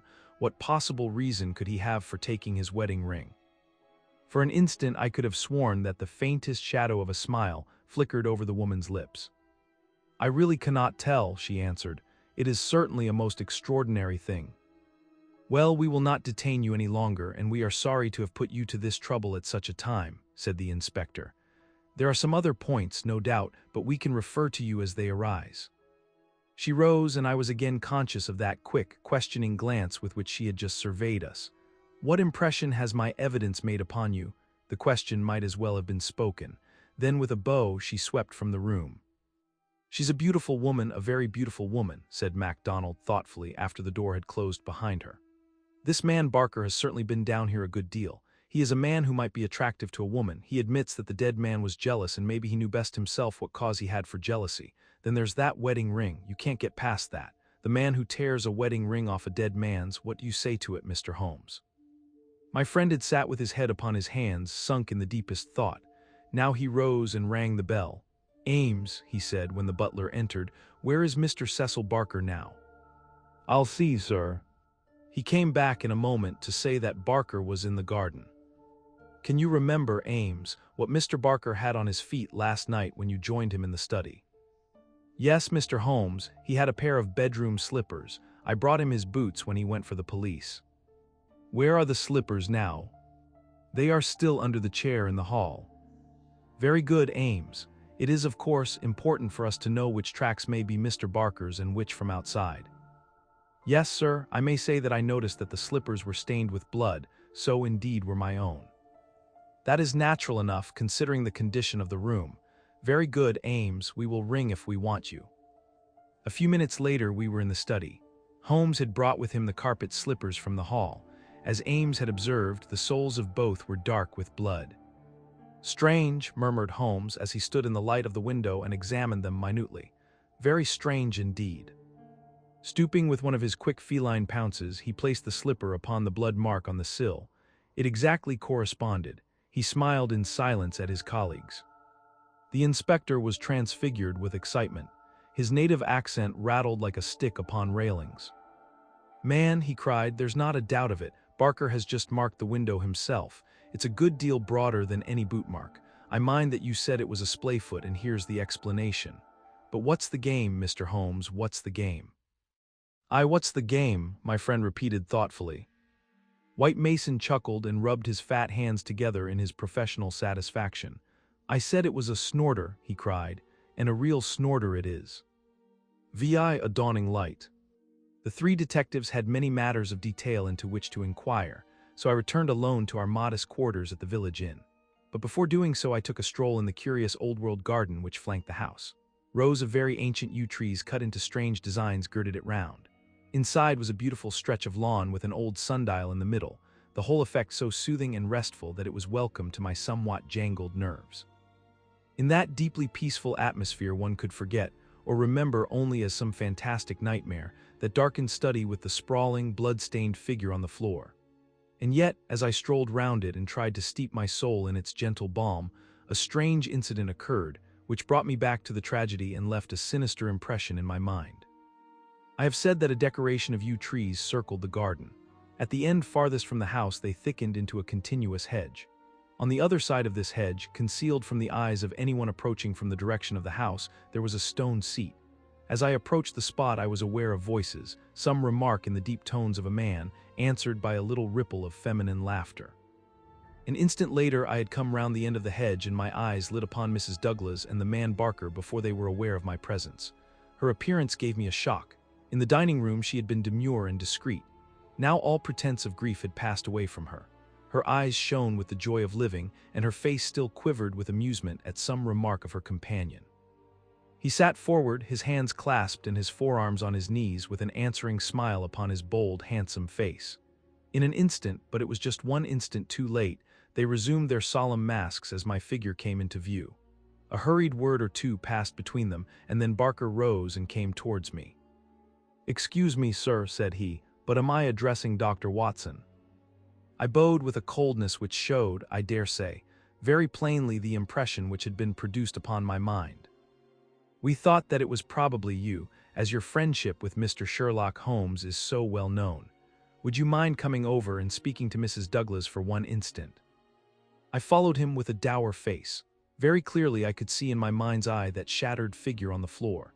Here within a few hours of the tragedy were his wife and his nearest friend laughing together behind a bush in the garden which had been his. I greeted the lady with reserve. I had grieved with her grief in the dining room.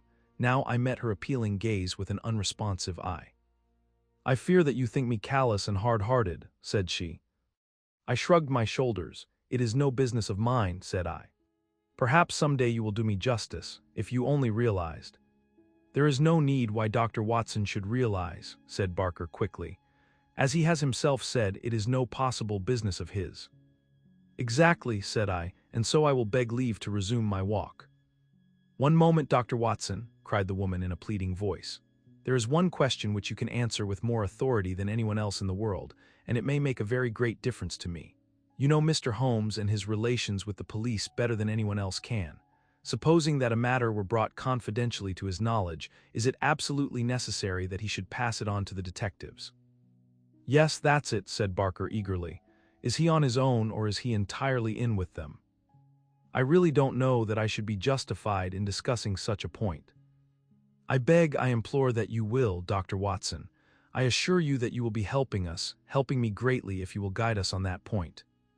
There was such a ring of sincerity in the woman's voice that for the instant I forgot all about her levity and was moved only to do her will. "Mr. Holmes is an independent investigator," I said. "He is his own master and would act as his own judgment directed. At the same time, he would naturally feel loyalty towards the officials who were working on the same case, and he would not conceal from them anything which would help them in bringing a criminal to justice. Beyond this, I can say nothing, and I would refer you to Mr. Holmes himself if you wanted fuller information." So saying, I raised my hat and went upon my way, leaving them still seated behind that concealing hedge. I looked back as I rounded the far end of it, and saw that they were still talking very earnestly together, and as they were gazing after me, it was clear that it was our interview that was the subject of their debate. "I wish none of their confidences," said Holmes, when I reported to him what had occurred. He had spent the whole afternoon at the Manor House in consultation with his two colleagues, and returned about 5 with a ravenous appetite for a high tea which I had ordered for him. "No confidences, Watson, for they are mighty awkward if it comes to an arrest for conspiracy and murder." "You think it will come to that?" He was in his most cheerful and debonair humor. "My dear Watson, when I have exterminated that 4th egg, I shall be ready to put you in touch with the whole situation. I don't say that we have fathomed it, far from it, but when we have traced the missing dumbbell." "The dumbbell! Dear me, Watson, is it possible that you have not penetrated the fact that the case hangs upon the missing dumbbell?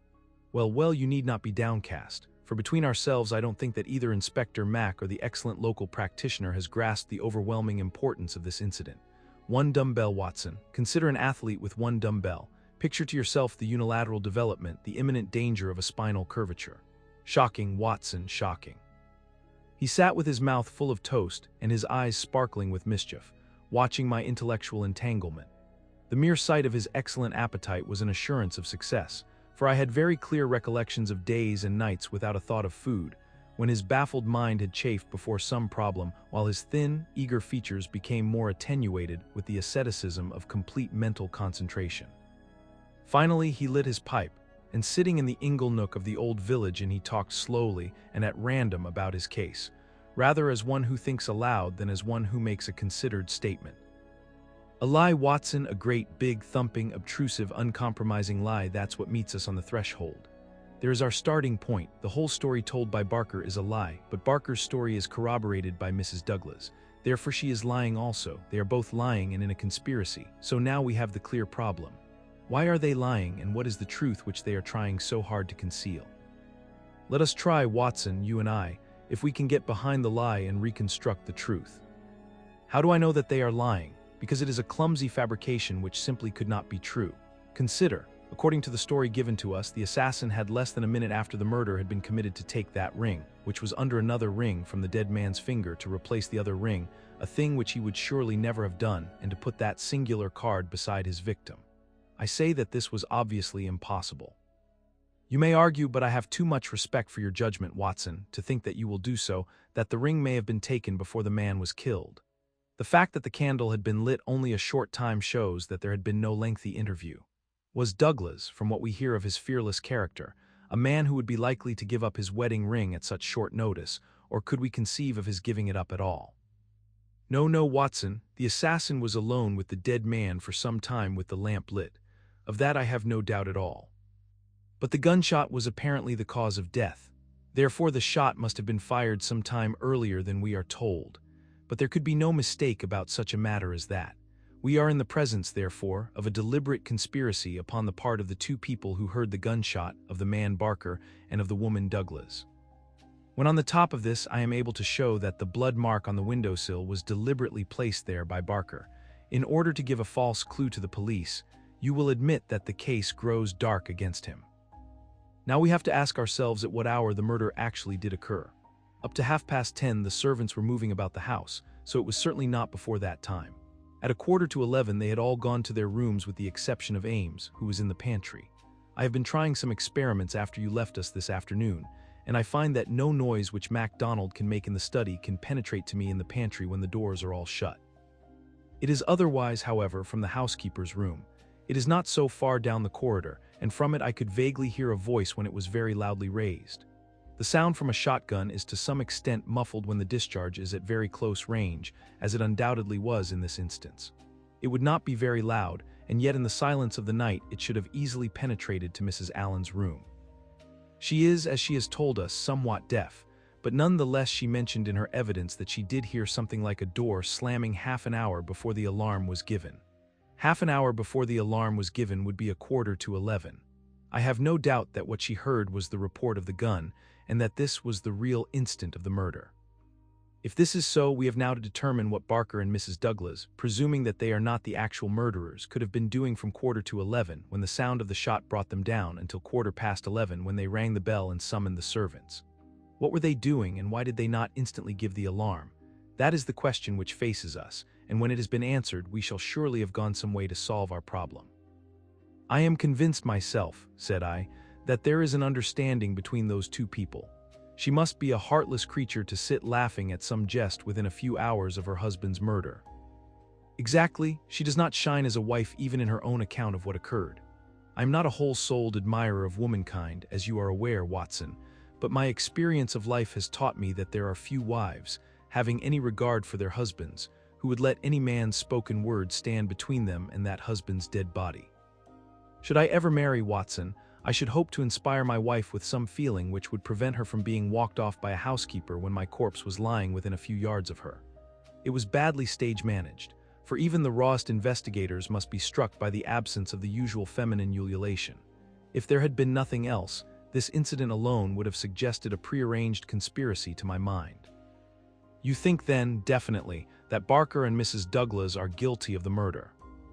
There is an appalling directness about your questions, Watson, said Holmes, shaking his pipe at me. They come at me like bullets. If you put it that Mrs. Douglas and Barker know the truth about the murder and are conspiring to conceal it, then I can give you a whole-souled answer. I am sure they do, but your more deadly proposition is not so clear. Let us for a moment consider the difficulties which stand in the way.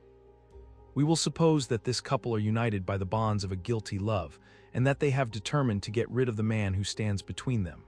It is a large supposition, for discreet inquiry among servants and others has failed to corroborate it in any way. On the contrary, there is a good deal of evidence that the Douglases were very attached to each other. That I am sure cannot be true, said I, thinking of the beautiful smiling face in the garden. Well, at least they gave that impression. However, we will suppose that they are an extraordinarily astute couple who deceive everyone upon this point and conspire to murder the husband. He happens to be a man over whose head some danger hangs. We have only their word for that. Holmes looked thoughtful. I see, Watson, you are sketching out a theory by which everything they say from the beginning is false. According to your idea, there was never any hidden menace or secret society or valley of fear or boss Mac somebody or anything else. Well, that is a good sweeping generalization. Let us see what that brings us to. They invent this theory to account for the crime. They then play up to the idea by leaving this bicycle in the park as proof of the existence of some outsider. The stain on the windowsill conveys the same idea. So does the card on the body, which might have been prepared in the house. That all fits into your hypothesis, Watson. But now we come on the nasty, angular, uncompromising bits which won't slip into their places. Why, a cut-off shotgun of all weapons, and an American one at that, how could they be so sure that the sound of it would not bring someone onto them? It's a mere chance as it is that Mrs. Allen did not start out to inquire for the slamming door. Why did your guilty couple do all this, Watson? I confess that I can't explain it. Then again, if a woman and her lover conspire to murder a husband, are they going to advertise their guilt by ostentatiously removing his wedding ring after his death? Does that strike you as very probable, Watson? No, it does not. And once again, if the thought of leaving a bicycle concealed outside had occurred to you, would it really have seemed worth doing when the dullest detective would naturally say this is an obvious blind, as the bicycle is the first thing which the fugitive needed in order to make his escape? I can conceive of no explanation. And yet there should be no combination of events for which the wit of man cannot conceive an explanation. Simply as a mental exercise, without any assertion that it is true, let me indicate a possible line of thought. It is, I admit, mere imagination, but how often is imagination the mother of truth? We will suppose that there was a guilty secret, a really shameful secret in the life of this man Douglas. This leads to his murder by someone who is, we will suppose, an avenger, someone from outside. This avenger, for some reason which I confess I am still at a loss to explain, took the dead man's wedding ring. The vendetta might conceivably date back to the man's first marriage, and the ring be taken for some such reason. Before this avenger got away, Barker and the wife had reached the room. The assassin convinced them that any attempt to arrest him would lead to the publication of some hideous scandal. They were converted to this idea and preferred to let him go. For this purpose they probably lowered the bridge, which can be done quite noiselessly, and then raised it again. He made his escape, and for some reason thought that he could do so more safely on foot than on the bicycle. He therefore left his machine where it would not be discovered until he had got safely away. So far we are within the bounds of possibility, are we not? Well, it is possible, no doubt, said I with some reserve. We have to remember, Watson, that whatever occurred is certainly something very extraordinary. Well, now to continue our supposititious case, the couple, not necessarily a guilty couple, realize after the murder is gone that they have placed themselves in a position in which it may be difficult for them to prove that they did not themselves either do the deed or connive at it. They rapidly and rather clumsily met the situation. The mark was put by Barker's blood-stained slipper upon the windowsill to suggest how the fugitive got away. They obviously were the two who must have heard the sound of the gun, so they gave the alarm exactly as they would have done, but a good half hour after the event. And how do you propose to prove all this? Well, if there were an outsider, he may be traced and taken. That would be the most effective of all proofs, but if not, well, the resources of science are far from being exhausted. I think that an evening alone in that study would help me much. An evening alone? I propose to go up there presently. I have arranged it with the estimable Ames, who is by no means wholehearted about Barker. I shall sit in that room and see if its atmosphere brings me inspiration. I'm a believer in the genius loci. You smile, friend Watson. Well, we shall see. By the way, you have that big umbrella of yours, have you not? It is here. Well, I'll borrow that if I may.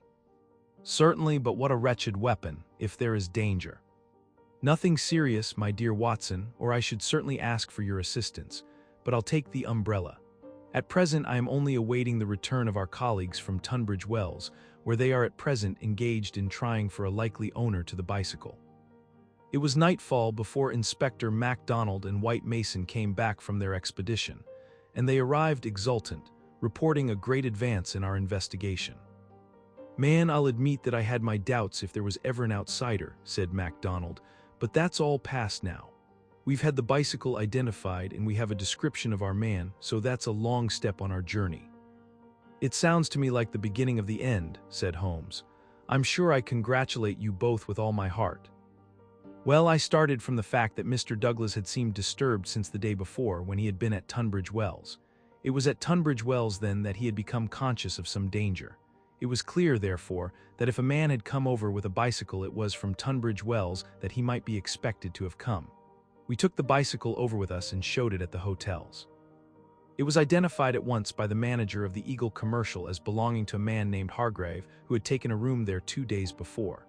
This bicycle and a small valise were his whole belongings. He had registered his name as coming from London but had given no address. The valise was London-made and the contents were British, but the man himself was undoubtedly an American. Well, well, said Holmes gleefully, you have indeed done some solid work while I have been sitting spinning theories with my friend. It's a lesson in being practical, Mr. Mac. Aye, it's just that, Mr. Holmes, said the inspector with satisfaction. But this may all fit in with your theories, I remarked. That may or may not be, but let us hear the end, Mr. Mac. Was there nothing to identify this man? So little that it was evident that he had carefully guarded himself against identification. There were no papers or letters and no marking upon the clothes. A cycle map of the county lay on his bedroom table. He had left the hotel after breakfast yesterday morning on his bicycle, and no more was heard of him until our inquiries. "That's what puzzles me, Mr. Holmes," said White Mason.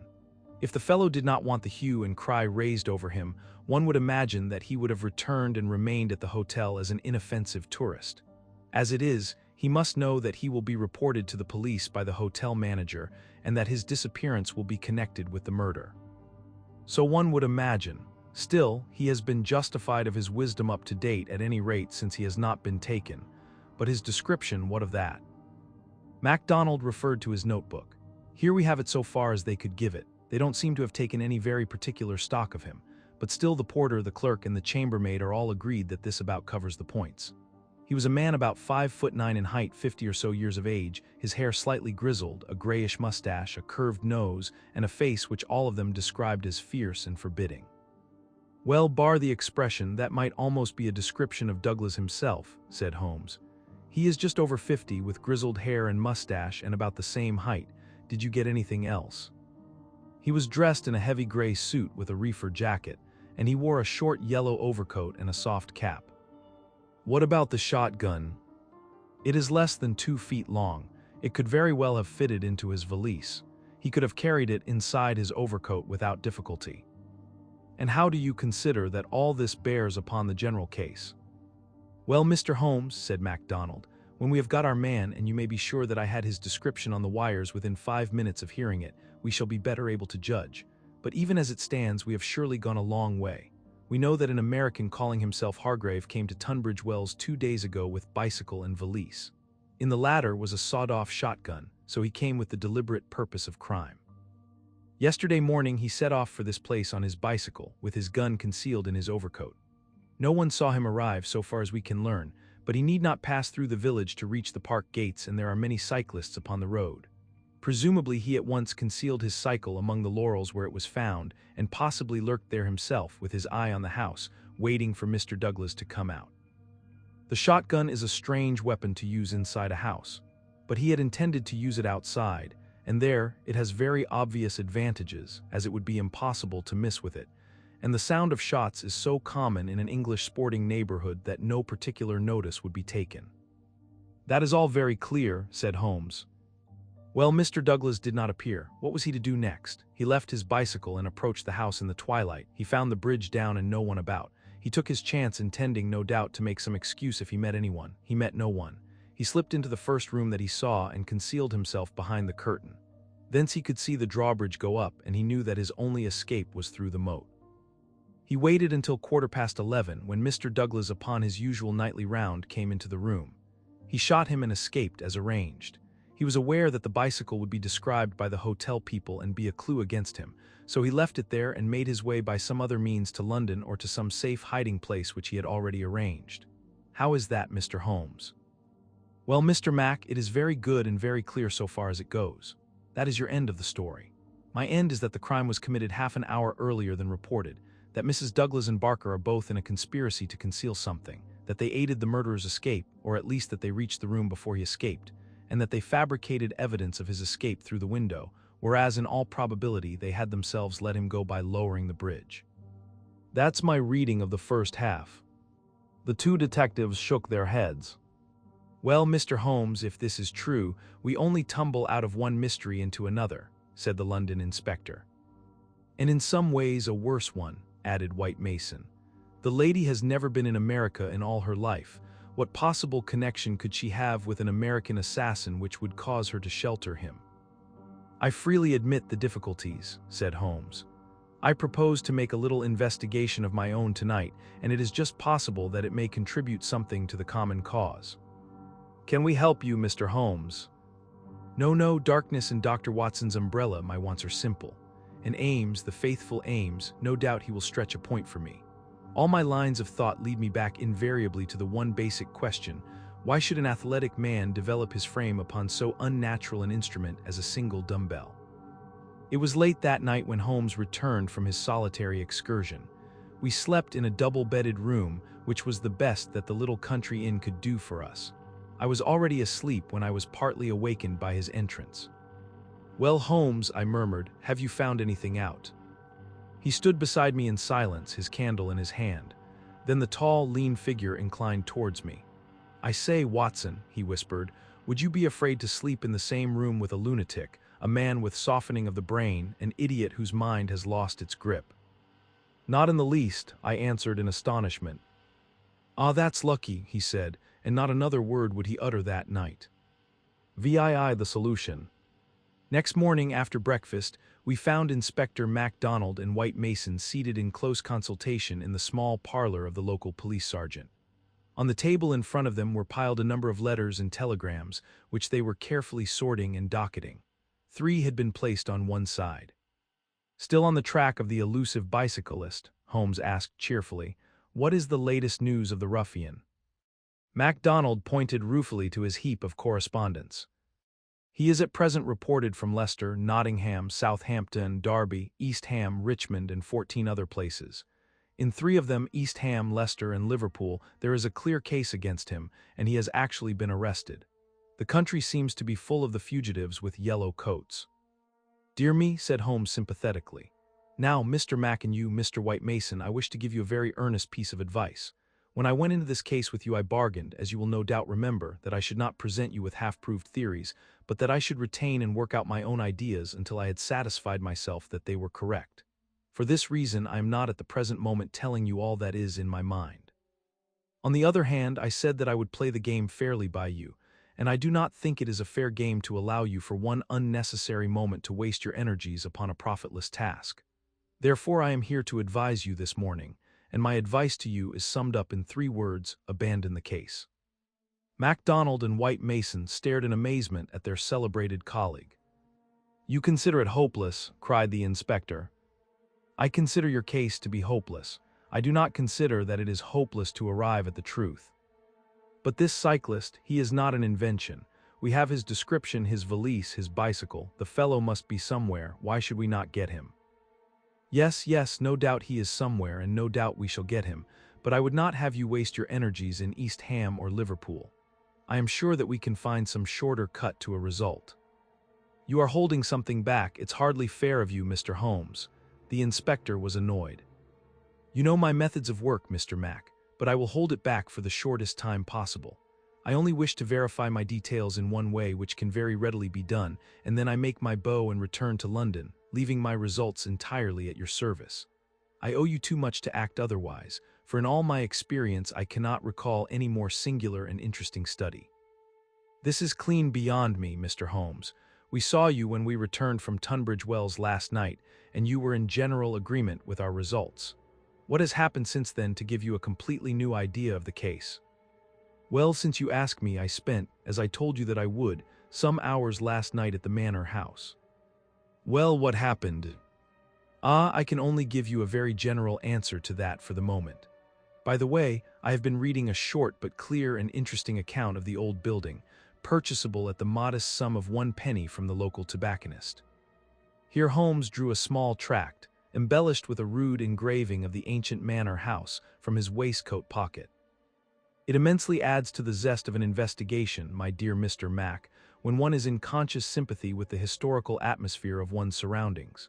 Don't look so impatient, for I assure you that even so bald an account as this raises some sort of picture of the past in one's mind. Permit me to give you a sample.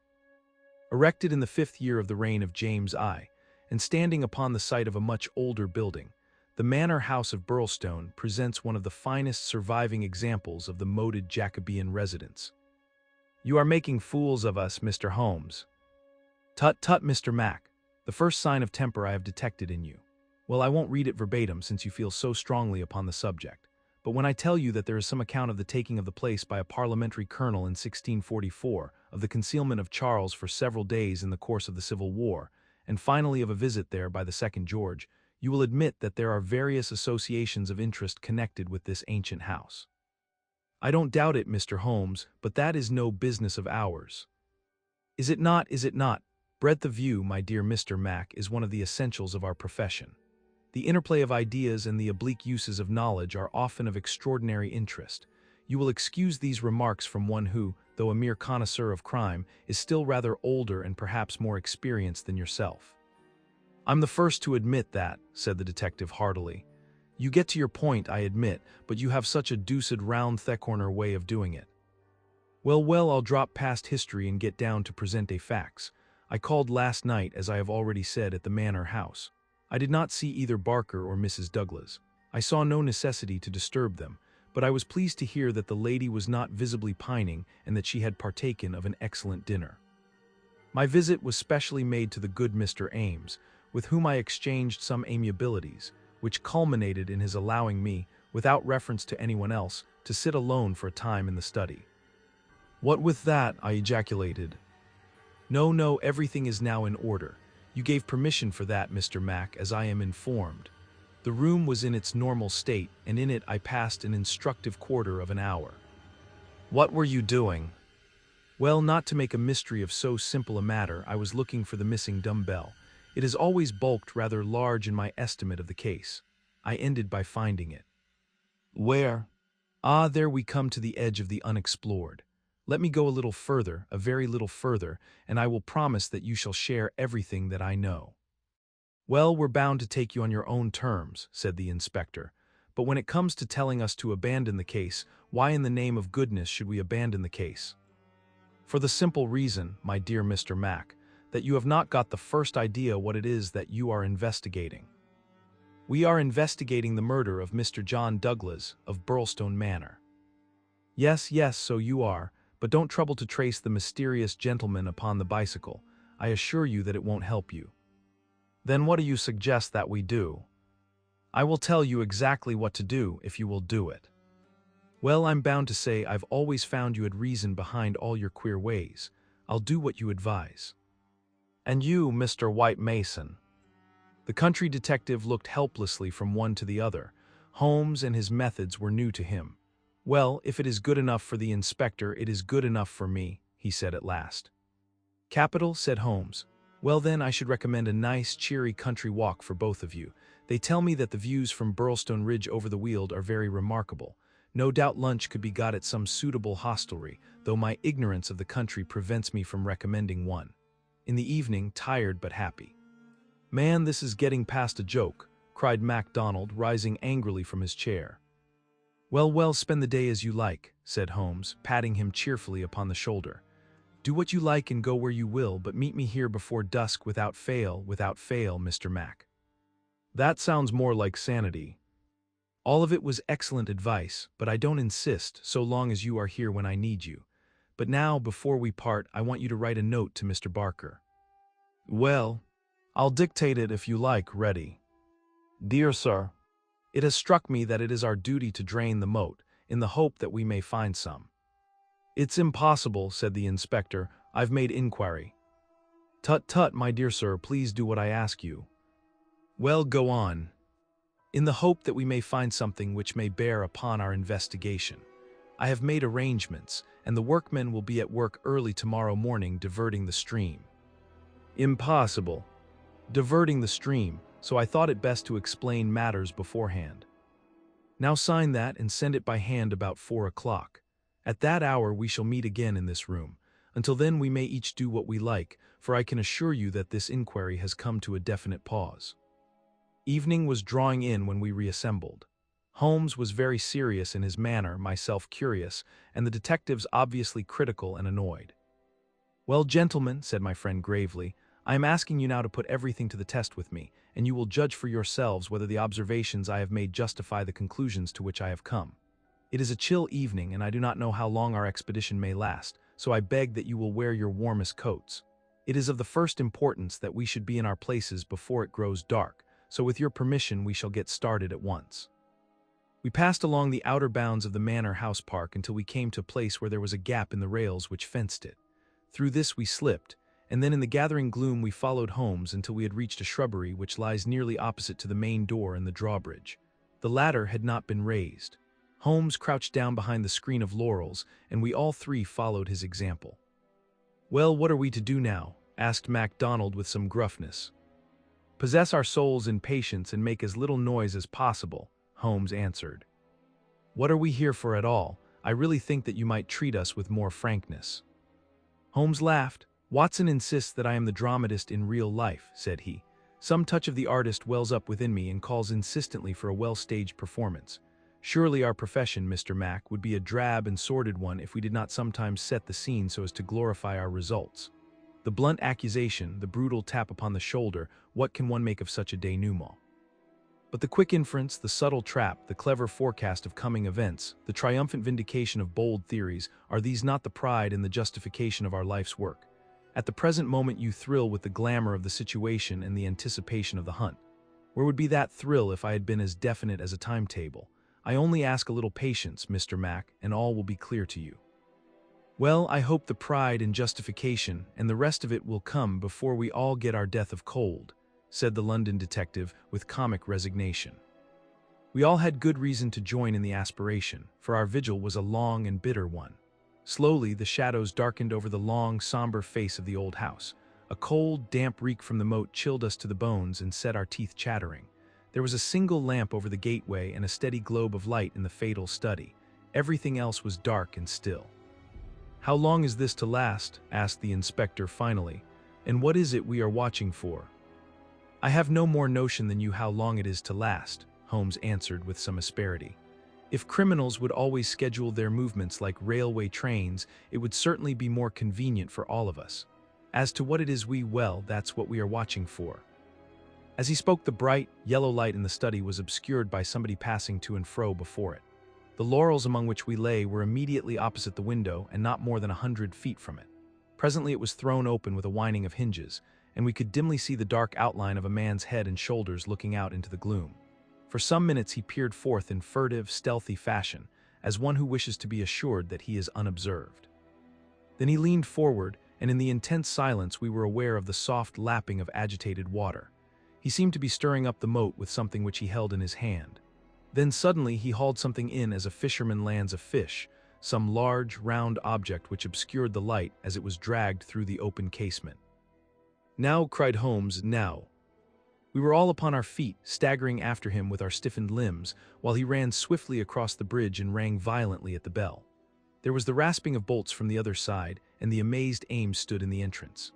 Holmes brushed him aside without a word, and followed by all of us, rushed into the room which had been occupied by the man whom we had been watching. The oil lamp on the table represented the glow which we had seen from outside. It was now in the hand of Cecil Barker, who held it towards us as we entered. Its light shone upon his strong, resolute, clean-shaved face and his menacing eyes. "What the devil is the meaning of all this?" he cried. "What are you after, anyhow?" Holmes took a swift glance round, and then pounced upon a sodden bundle tied together with cord which lay where it had been thrust under the writing table. "This is what we are after, Mr. Barker, this bundle, weighted with a dumbbell which you have just raised from the bottom of the moat." Barker stared at Holmes with amazement in his face.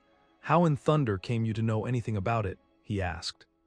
"Simply that I put it there." "You put it there, you?" "Perhaps I should have said replaced it there," said Holmes. "You will remember, Inspector MacDonald, that I was somewhat struck by the absence of a dumbbell. I drew your attention to it, but with the pressure of other events, you had hardly the time to give it the consideration which would have enabled you to draw deductions from it. When water is near and a weight is missing, it is not a very far-fetched supposition that something has been sunk in the water. The idea was at least worth testing. So, with the help of Ames, who admitted me to the room, and the crook of Dr. Watson's umbrella, I was able last night to fish up and inspect this bundle. It was of the first importance, however, that we should be able to prove who placed it there. This we accomplished by the very obvious device of announcing that the moat would be dried tomorrow, which had, of course, the effect that whoever had hidden the bundle would most certainly withdraw it the moment that darkness enabled him to do so. We have no less than 4 witnesses as to who it was who took advantage of the opportunity, and so, Mr. Barker, I think the word lies now with you." Sherlock Holmes put the sopping bundle upon the table beside the lamp and undid the cord which bound it. From within he extracted a dumbbell which he tossed down to its fellow in the corner. Next he drew forth a pair of boots. "American, as you perceive," he remarked, pointing to the toes. Then he laid upon the table a long, deadly sheathed knife. Finally he unraveled a bundle of clothing, comprising a complete set of underclothes, socks, a gray tweed suit, and a short yellow overcoat. "The clothes are commonplace," remarked Holmes, "save only the overcoat which is full of suggestive touches." He held it tenderly towards the light. Here, as you perceive, is the inner pocket prolonged into the lining in such fashion as to give ample space for the truncated fowling piece. The tailor's tab is on the neck. Neil, outfitter, Vermissa, USA. I have spent an instructive afternoon in the rector's library, and have enlarged my knowledge by adding the fact that Vermissa is a flourishing little town at the head of one of the best-known coal and iron valleys in the United States. I have some recollection, Mr. Barker, that you associated the coal districts with Mr. Douglas's first wife, and it would surely not be too far-fetched an inference that the VV upon the card by the dead body might stand for Vermissa Valley, or that this very valley which sends forth emissaries of murder may be that valley of fear of which we have heard. So much is fairly clear. And now, Mr. Barker, I seem to be standing rather in the way of your explanation. It was a sight to see Cecil Barker's expressive face during this exposition of the great detective. Anger, amazement, consternation, and indecision swept over it in turn. Finally, he took refuge in a somewhat acrid irony. "You know such a lot, Mr. Holmes, perhaps you had better tell us some more," he sneered. "I have no doubt that I could tell you a great deal more, Mr. Barker, but it would come with a better grace from you." "Oh, you think so, do you? Well, all I can say is that if there's any secret here, it is not my secret, and I am not the man to give it away." "Well, if you take that line, Mr. Barker," said the inspector quietly, "we must just keep you in sight until we have the warrant and can hold you."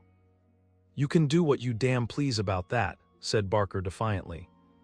The proceedings seemed to have come to a definite end so far as he was concerned, for one had only to look at that granite face to realize that no peine forte et dure would ever force him to plead against his will. The deadlock was broken, however, by a woman's voice. Mrs. Douglas had been standing listening at the half-open door, and now she entered the room. "You have done enough for now, Cecil," said she. "Whatever comes of it in the future, you have done enough." "Enough and more than enough," remarked Sherlock Holmes gravely. "I have every sympathy with you, madam, and should strongly urge you to have some confidence in the common sense of our jurisdiction, and to take the police voluntarily into your complete confidence. It may be that I am myself at fault for not following up the hint which you conveyed to me through my friend, Dr. Watson, but at that time I had every reason to believe that you were directly concerned in the crime. Now I am assured that this is not so. At the same time, there is much that is unexplained, and I should strongly recommend that you ask Mr. Douglas to tell us his own story." Mrs. Douglas gave a cry of astonishment at Holmes's words. The detectives and I must have echoed it when we were aware of a man who seemed to have emerged from the wall, who advanced now from the gloom of the corner in which he had appeared. Mrs. Douglas turned, and in an instant her arms were round him. Barker had seized his outstretched hand. "It's best this way, Jack," his wife repeated. "I am sure that it is best." "Indeed, yes, Mr. Douglas," said Sherlock Holmes. "I am sure that you will find it best." The man stood blinking at us with the dazed look of one who comes from the dark into the light. It was a remarkable face, bold gray eyes, a strong, short-clipped, grizzled mustache, a square, projecting chin, and a humorous mouth. He took a good look at us all, and then to my amazement he advanced to me and handed me a bundle of paper. "I've heard of you," said he in a voice which was not quite English and not quite American, but was altogether mellow and pleasing. "You are the historian of this bunch. Well, Dr. Watson, you've never had such a story as that pass through your hands before, and I'll lay my last dollar on that. Tell it your own way, but there are the facts, and you can't miss the public so long as you have those. I've been cooped up 2 days, and I've spent the daylight hours, as much daylight as I could get in that rat trap, in putting the thing into words. You're welcome to them, you and your public. There's the story of the Valley of Fear." "That's the past, Mr. Douglas," said Sherlock Holmes quietly. "What we desire now is to hear your story of the present." "You'll have it, sir," said Douglas. "May I smoke as I talk? Well, thank you, Mr. Holmes. You're a smoker yourself, if I remember right, and you'll guess what it is to be sitting for 2 days with tobacco in your pocket and afraid that the smell will give you away." He leaned against the mantelpiece and sucked at the cigar which Holmes had handed him. "I've heard of you, Mr. Holmes. I never guessed that I should meet you. But before you are through with that," he nodded at my papers, "you will say I've brought you something fresh." Inspector MacDonald had been staring at the newcomer with the greatest amazement. "Well, this fairly beats me," he cried at last. "If you are Mr. John Douglas of Burlstone Manor, then whose death have we been investigating for these 2 days, and where in the world have you sprung from now? You seem to me to come out of the floor like a jack-in-a-box." "Ah, Mr. Mac," said Holmes, shaking a reproving forefinger, "you would not read that excellent local compilation which described the concealment of King Charles. People did not hide in those days without excellent hiding places, and the hiding place that has once been used may be again. I had persuaded myself that we should find Mr. Douglas under this roof. "And how long have you been playing this trick upon us, Mr. Holmes?" said the inspector angrily. "How long have you allowed us to waste ourselves upon a search that you knew to be an absurd one?" "Not one instant, my dear Mr. Mac. Only last night did I form my views of the case. As they could not be put to the proof until this evening, I invited you and your colleague to take a holiday for the day. Pray, what more could I do? When I found the suit of clothes in the moat, it at once became apparent to me that the body we had found could not have been the body of Mr. John Douglas at all, but must be that of the bicyclist from Tunbridge Wells. No other conclusion was possible. Therefore, I had to determine where Mr. John Douglas himself could be. And the balance of probability was that with the connivance of his wife and his friend, he was concealed in a house which had such conveniences for a fugitive, and awaiting quieter times when he could make his final escape. "Well, you figured it out about right," said Douglas approvingly. "I thought I'd dodge your British law, for I was not sure how I stood under it, and also I saw my chance to throw these hounds once for all off my track. Mind you, from first to last I have done nothing to be ashamed of, and nothing that I would not do again, but you'll judge that for yourselves when I tell you my story. Never mind warning me, Inspector, I'm ready to stand pat upon the truth. I'm not going to begin at the beginning. That's all there," he indicated my bundle of papers, "and a mighty queer yarn you'll find it. It all comes down to this, that there are some men that have good cause to hate me and would give their last dollar to know that they had got me. So long as I am alive and they are alive, there is no safety in this world for me. They hunted me from Chicago to California, then they chased me out of America. But when I married and settled down in this quiet spot, I thought my last years were going to be peaceable. I never explained to my wife how things were. Why should I pull her into it? She would never have a quiet moment again, but would always be imagining trouble. I fancy she knew something, for I may have dropped a word here or a word there, but until yesterday, after you gentlemen had seen her, she never knew the rights of the matter. She told you all she knew, and so did Barker here, for on the night when this thing happened there was mighty little time for explanations. She knows everything now, and I would have been a wiser man if I had told her sooner. But it was a hard question, dear." He took her hand for an instant in his own, "and I acted for the best. Well, gentlemen, the day before these happenings I was over in Tunbridge Wells, and I got a glimpse of a man in the street. It was only a glimpse, but I have a quick eye for these things, and I never doubted who it was. It was the worst enemy I had among them all, one who has been after me like a hungry wolf after caribou all these years. I knew there was trouble coming, and I came home and made ready for it. I guessed I'd fight through it all right on my own. My luck was a proverb in the States about 76. I never doubted that it would be with me still. I was on my guard all that next day and never went out into the park. It's as well, or he'd have had the drop on me with that buckshot gun of his before ever I could draw on him. After the bridge was up, my mind was always more restful when that bridge was up in the evenings. I put the thing clear out of my head. I never dreamed of his getting into the house and waiting for me. But when I made my round in my dressing gown, as was my habit, I had no sooner entered the study than I scented danger. I guess when a man has had dangers in his life, and I've had more than most in my time, there is a kind of sixth sense that waves the red flag. I saw the signal clear enough, and yet I couldn't tell you why. Next instant I spotted a boot under the window curtain, and then I saw why plain enough. I'd just the one candle that was in my hand, but there was a good light from the hall lamp through the open door. I put down the candle and jumped for a hammer that I'd left on the mantel. At the same moment he sprang at me. I saw the glint of a knife and I lashed at him with the hammer. I got him somewhere, for the knife tinkled down on the floor. He dodged round the table as quick as an eel, and a moment later he'd got his gun from under his coat. I heard him cock it, but I had got hold of it before he could fire. I had it by the barrel, and we wrestled for it all ends up for a minute or more. It was death to the man that lost his grip.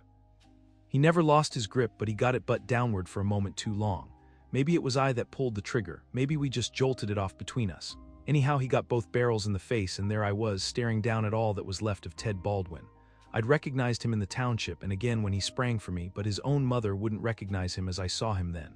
I'm used to rough work, but I fairly turned sick at the sight of him. I was hanging on the side of the table when Barker came hurrying down. I heard my wife coming, and I ran to the door and stopped her. It was no sight for a woman. I promised I'd come to her soon.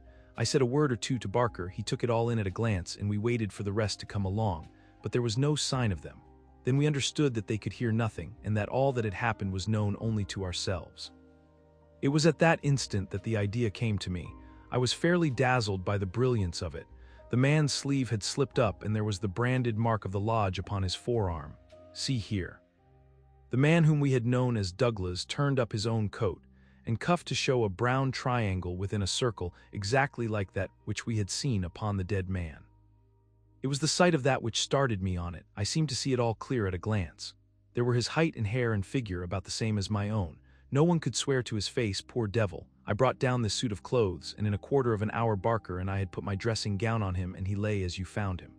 We tied all his things into a bundle, and I weighted them with the only weight I could find and put them through the window. The card he had meant to lay upon my body was lying beside his own. My rings were put on his finger, but when it came to the wedding ring, he held out his muscular hand. You can see for yourselves that I had struck the limit.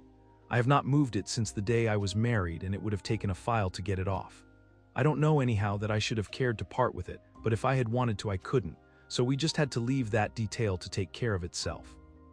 On the other hand, I brought a bit of plaster down and put it where I am wearing one myself at this instant. You slipped up there, Mr. Holmes, clever as you are, for if you had chanced to take off that plaster you would have found no cut underneath it. Well, that was the situation. If I could lie low for a while and then get away where I could be joined by my widow, we should have a chance at last of living in peace for the rest of our lives.